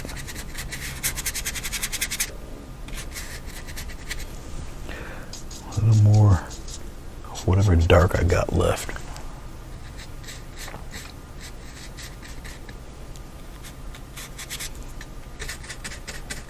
Put it down here a little bit. What about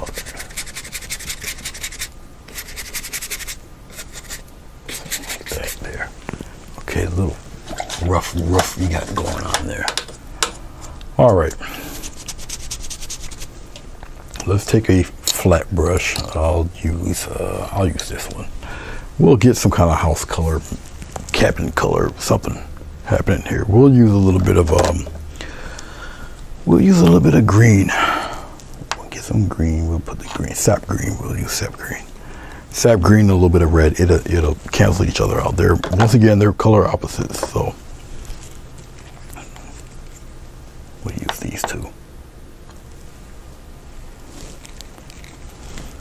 I might use a little bit of glycerin for this. We'll take a little bit of that mix. We'll just kind of put it here. I know I got white mixed up in it. It's okay. That seems cool. I'm thinking. A touch of blue in there. Yeah, all right, that'll work. We'll get some glycerin and put it in there. We'll thin it out a little bit, like that. Okay. And what we'll do here is pretty much just, well, color it in. Let's move the house over because I know my head's in the way. We'll move the house. Actually, we'll just zoom it in a little bit. It's what we're kind of concentrating on. It's the house anyway. So we'll put it in there like that. Hit the focus real quick. All right, and let's deal with this.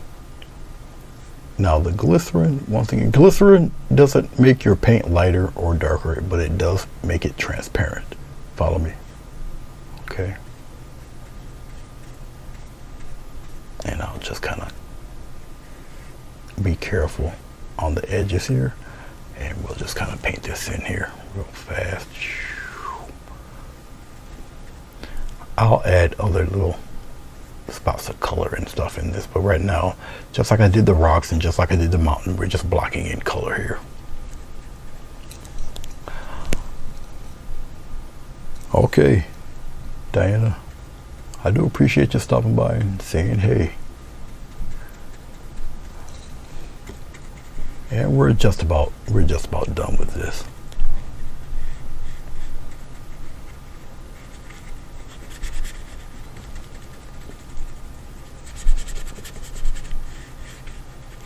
Once again, I'm just blocking all of this in. And it's, like I say, it's got a little glycerin in it, so it'll move around and all of that. Now, your ratio of glycerin to paint, pretty important. The more glycerin you use with the paint, the more transparent it becomes. So just keep that in mind. You can layer glycerin and paint on top of each other. It just gets darker and darker as you use those layers. All right. So that's one side of the house. As you see, it's a little patchy or whatever. Please don't worry about that. We'll that'll be straightened out. We'll use a little bit of white, not really recommended, because white does leave a chalky residue. Okay.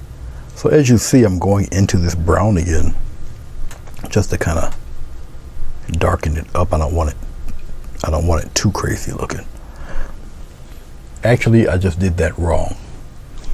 This is the light side, so I should have went darker. So now I gotta repair that. Oops, my bad, peoples, my bad. So what I just did was a screw up.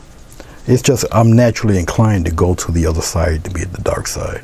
That's just me on automatic pilot.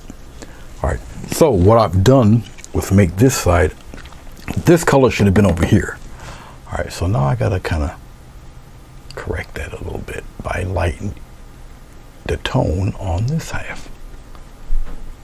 Okay, and as you can see, it's not the hardest thing in the world to do. Let's go right back over it. Just like this. So now this will be the lighter side. All right. No problemo. See how you can just switch stuff over real quick. Once again, titanium whites titanium white's very opaque. It'll cover death. So as you can see with your own eyes. All right, we just kind of lighten that back up. Now I gotta get a little bit of blue.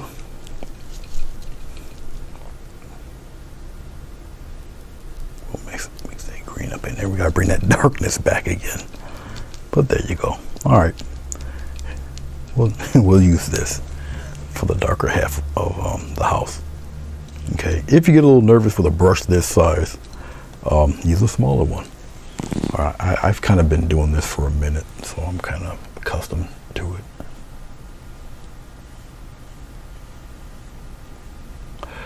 your house, when you tape it off, it has a tendency to grow a little bit because you don't want to leave any quote-unquote little white trace marks left behind or whatever. Now, if you make an error, once again, this has got glycerin in it. You can pretty much almost wipe it away. Water and glycerin, they don't make good bedfellows. Water will wipe away this stuff like a hot knife through butter. Also keep that in mind. But, you know, it's a learning process. You know, kind of know what you can and cannot do with this stuff. Okay, get my big head out of the way.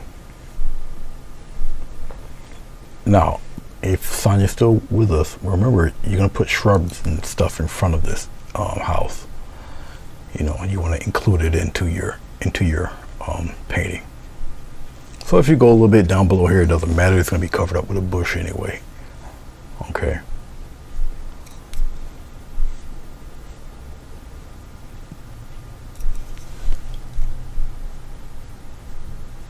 So adding two different colors to your house will also add depth and dimension to your painting. Okay, pretty much what you see me doing here. All right, let's add a little bit of red to this. We'll put the door kind of reddish, whatever. So we'll kind of make the door somewhat this color. And we'll probably do the wood frame this way. The frame around the window, we'll probably use this. I'm bringing it as close as I possibly can. We'll do the wood frame this color, so it somewhat kind of matches. We'll add little things to the house itself. Okay, so it looks like it belongs in there a little bit more. I'll just take the script liner here. All right, and we'll just go into this reddish color, and we'll just color the frames of the house here with this same color. We'll just kind of, I'm just using water with it. I'll just kind of put it in there like so. A lot of the black that you see, depending on how close you get this color in there, it will just pretty much kind of disappear. All right. It takes a little time depending how detailed and how much you want to do this for your painting.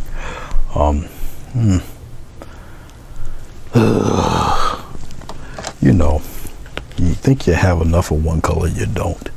Then you gotta kind of do one of these numbers just for like a window frame or something. But we'll color in the we'll use a series of gray to color in the windows. So I need a little white just to lighten the color a little bit for the lit side of the frames, lit side of the house there.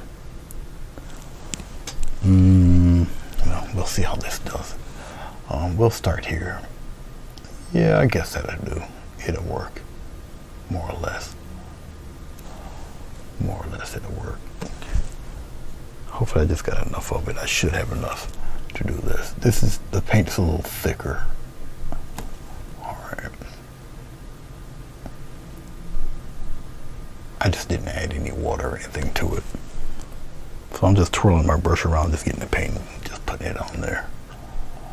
All right. Alrighty then.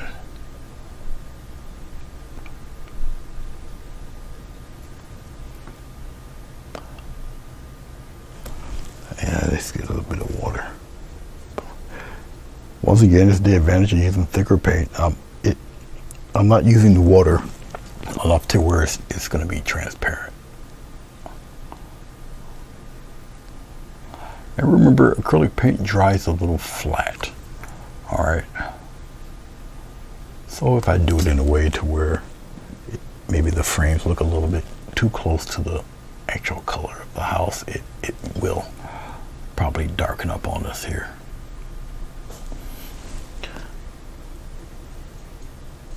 Just getting a little bit more because I only have 2 of these left.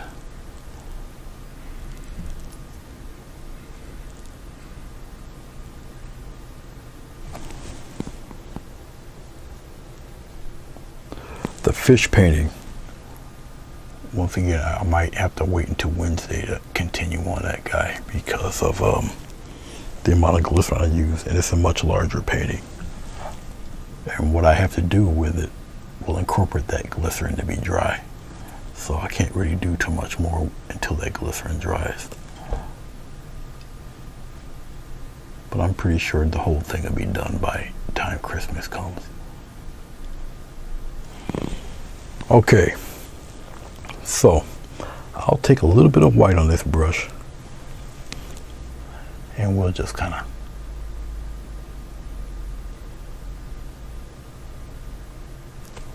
I'll just use my finger and fade that in a little bit so you can pretty much see the window. And I use my finger and kind of coax it along a little.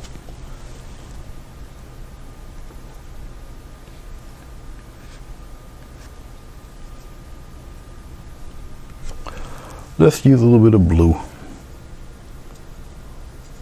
and plenty of water. So I got blue and water on this brush. It makes a gray, but really thin. Okay, and we'll just kind of pop that gray into the windows there.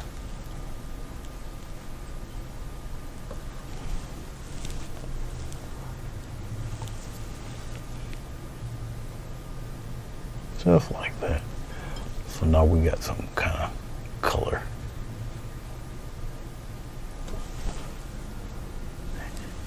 For windows there, okay? I just take my finger and kind of rub it around in there. Now my finger obviously has been stained with the other colors.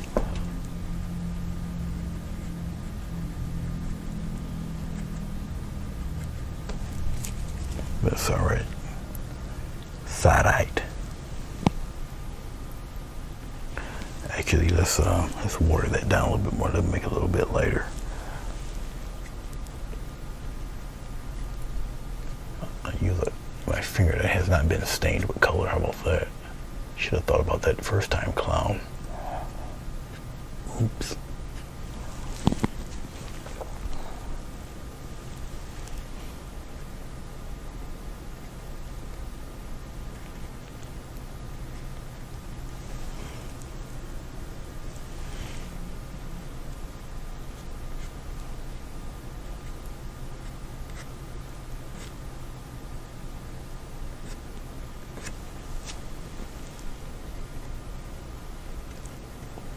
A little bit of white, just a little bit.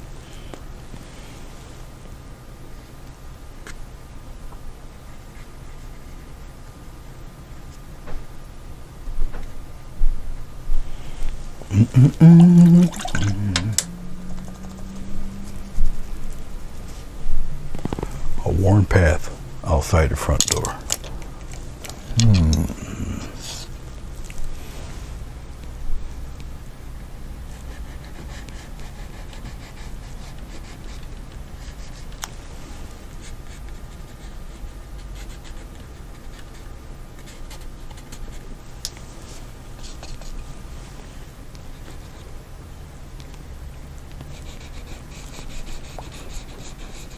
Guess that would make sense. That would make sense, Sweet Stack.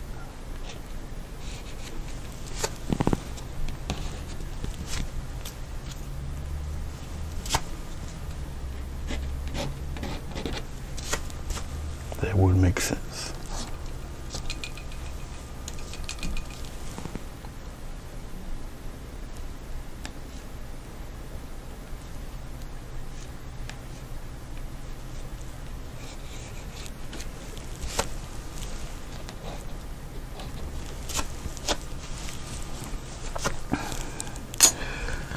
That would make perfect sense. Let's take a little sap green here.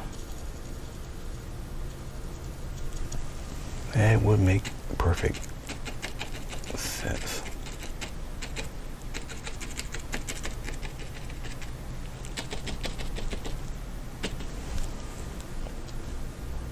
Get some blue in there. Sap green, a little more blue. That would make sense. Such perfect sense.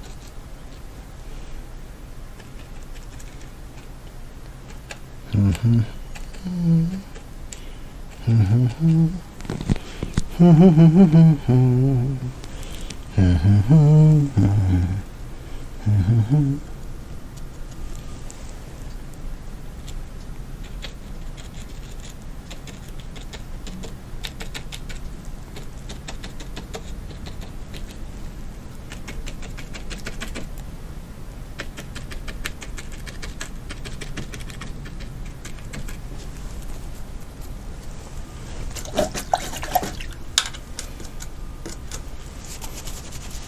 Let's take a little bit of white, a little bit of this stuff here. We'll just mix it in like that.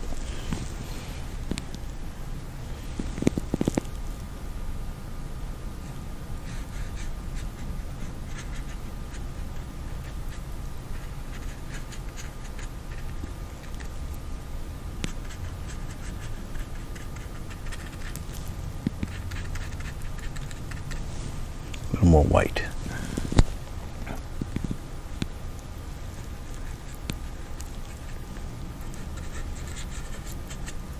Kind of rough it up a little bit there.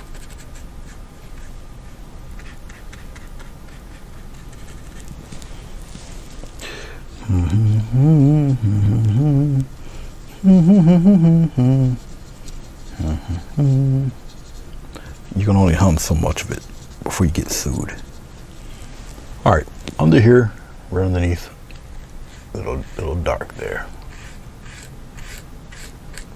How dark? As dark as you feel you need it. Right up under there, a little shadow.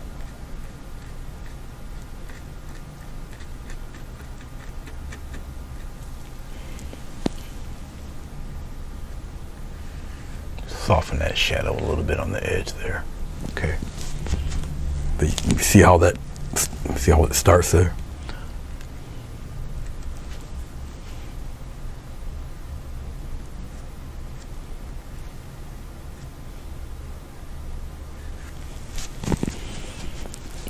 Okay, let's go back into this. Well, we'll make it like this. Get some green and red and slap some blue in there.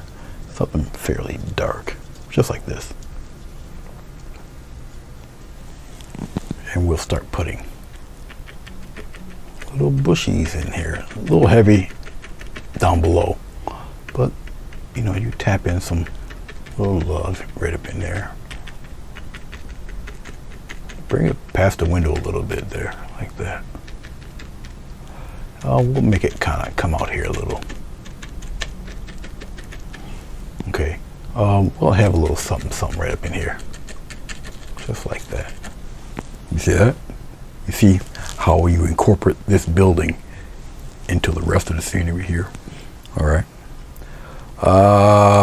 Do I really want a little something over here? Not necessarily.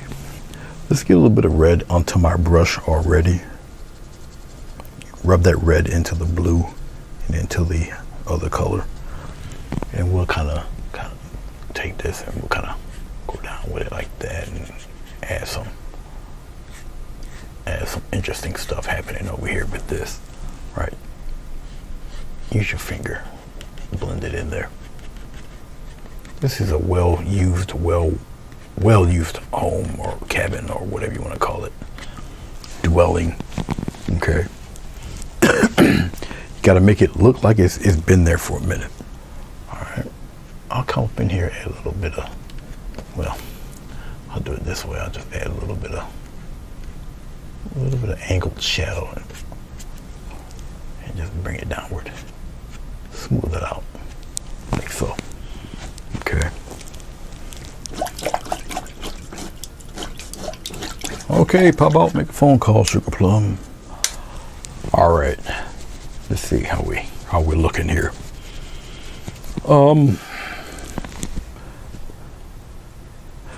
Let me do something real fast. I'm gonna have to show it to you. I'll pan this back, We have a natural born mess here, but that's okay. I'll fill in this screen full of this. I'll get it as full as I can get it here. I think we're get in here a little bit more, just like. I'll get it here. I'm at an awkward angle, but I think we got it. I think we're pretty good right there. All right, I'll make this disappear. You don't know. You guys don't need to see this. There. All right, let's put the focus on it here. All right.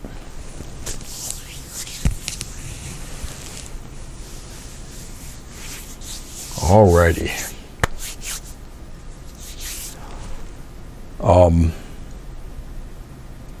Let's kind of glaze some darkness on the mountain because I want more depth back there. Okay. All right. Let's take I'll take this brush. This is a big enough brush. Let's create some. Let's get some glycerin here. I'll put the glycerin over here by this dark green and blue and whatever. Let's get some more blue. We'll make a shadow color. That's like this. Okay. We'll incorporate some of this red in there too. Pop it in there. Deepen it. This is almost more glycerin than paint. All right. Because I just want to darken the mountain a little bit to kind of bring it a little further back. Okay, because once again, there's no fog or anything, so the mountain's like right there. You got me? But I do want to bring the mountain back so this house stands out in front. Okay, am I going to lose any detail in the mountain? No. Actually, more will probably come out because it's dark. But look at this. You see how quickly this can be done? Look at that.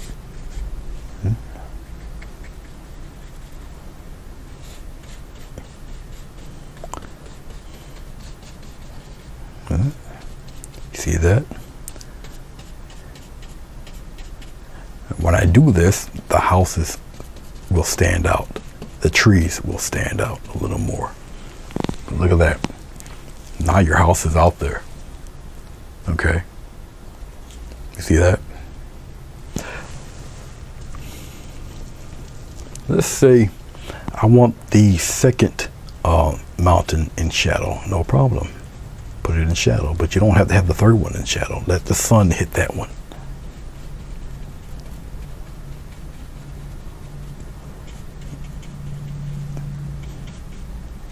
All right. See how it appears the sun hits this one? You see that? All right. And we'll darken this back here. Just because. Yeah, just because. Actually, let's kind of darken this one over here. We'll just have one out there saying hello. All right. Okay.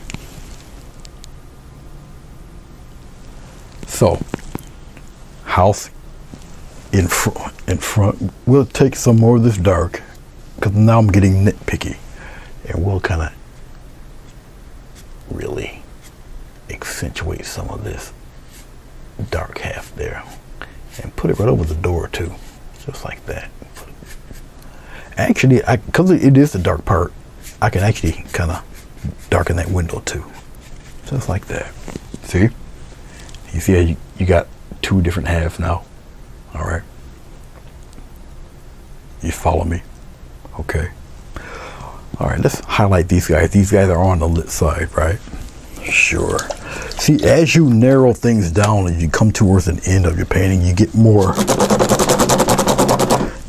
into detail, little things that kind of help your painting come to life a little bit.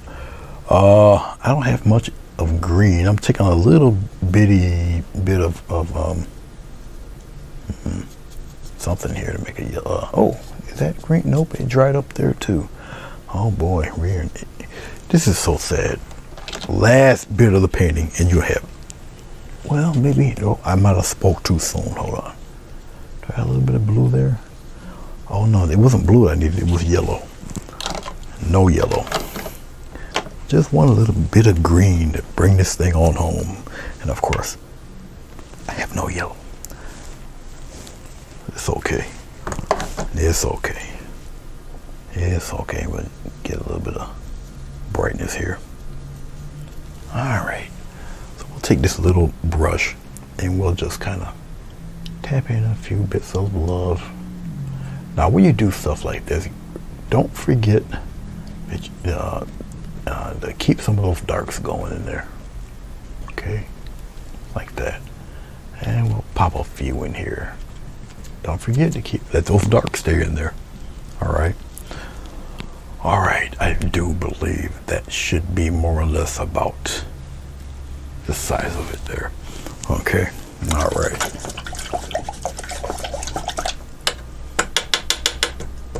Starlink satellites, huh? I know where we're living here, we got 2 or 3 very large planets. You can see them clear as day, because even if there are no stars, they're the only 2 bright things shining out there besides the moon.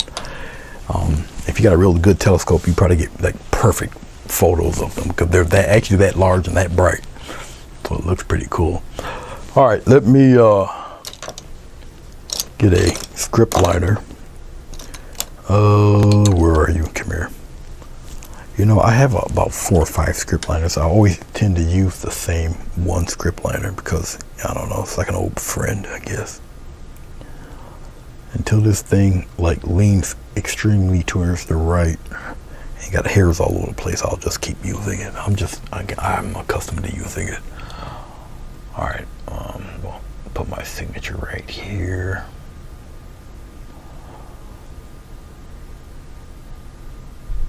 All right, like I say, this was actually for Sonja.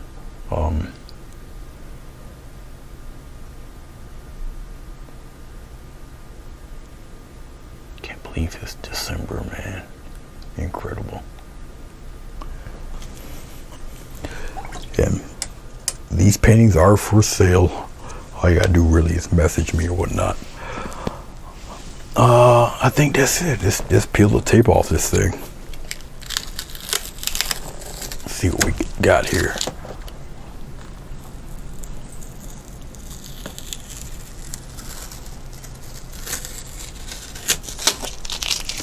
I do have to peel the tape a certain way, or if you got a dry spot in the tape and the paint dry together, it will rip into the it'll rip into the painting. And I'll speak it from experience a few times over and during the live. Yes, don't make crooked buildings. You don't want to make all your buildings seem like they were inhabited by a lawyer. That wasn't very nice to say, no matter how true it may be. All right. Anyway, there you go. Okay. Now, as you see, this building and its surroundings does not look like a one-point perspective. Everything is kind of, all that technical drawing and whatnot, that's out the window, really. The only thing technically that looks drawn, really, it would be actually the inside of the windows. Everything else is pretty much done by hand, painted or whatnot, and so it gives that kind of raw look to it, natural look to this thing. All right, but it is truly one-point perspective. Everything is going, where are you at? There you are. Let's reduce this a little bit. Everything's pretty much going towards that dot. So your mountains are going toward the dot. The rocks are going towards the dot. The bottom of this is going towards the dot there. Okay. Anything not going towards the dot is a 90-degree angle or straight across going this way. Okay. Now it kind of doesn't look that way when you got opposing perspective going in the other direction, but these are going the way of the 90-degree angle. Okay, it's just that the trees are not the same size. One's right here, the other one's further on the other side of the path. All right, then you got the giant rock here, the medium one here. So everything has a sense of depth. we glazed the back of this mountain to bring the house out a little more. Okay, so we glazed mountain number 1, mountain number 2, kept the middle mountain with the sunlight hitting it, and a little bit of the mountain back here is in the back. Everything is depth, and we have no fog, no mist, no nothing. Okay, so everything's like right there in your face. So now you got to play with aerial perspective. All right, you got linear perspective all over the place, but now aerial perspective, you know, remember stuff a little closer, a little darker, anything a little further away, you know, put it back there. All right, now even though closer is darker, still you got a larger object in front of the mountain. As ironic as it sounds, but the house is larger in being closer than this multi-ton mountain. So the mountain's got to be in the back. All right, and the house just comes up toward the front. All right.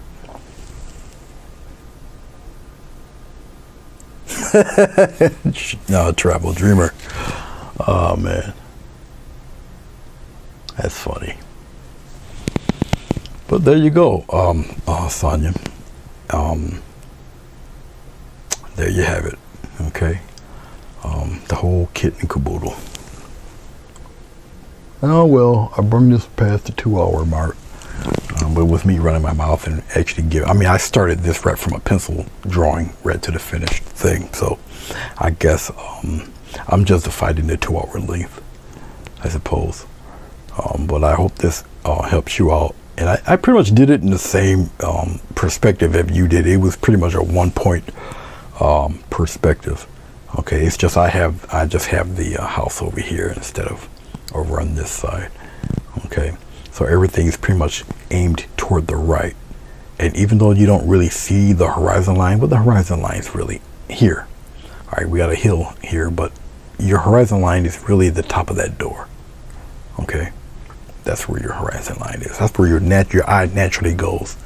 Even though you may look at the mountain and the clouds or whatever, but still your eyes will naturally go here. Okay, right where the line is. All right, and wherever you place the house, still wherever you got that horizon line, that's where your eye is gonna naturally go. All right, that is it.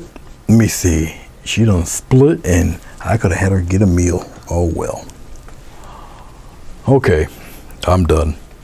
I do appreciate you guys sticking with me. Sonja, I'll take a picture of this, make a thumbnail of it, but if you want this downloaded and you put it on your own personal drive or whatever, just let me know and I'll put it in my Google Drive, and I'll send you the link and you can just download it. All right guys, I appreciate you. Hey Paul, how you doing, boss? It's good to see you, man. Definitely great to see you. And I enjoyed you and Diana's interview of the blind artist there, that gentleman. That was really nice. You know, really nice. Okay, guys. I thank all of you for watching. And no problem, Sonja. All good. All right, guys. Be safe. Enjoy the rest of your week. I'll see you when I see you. Peace.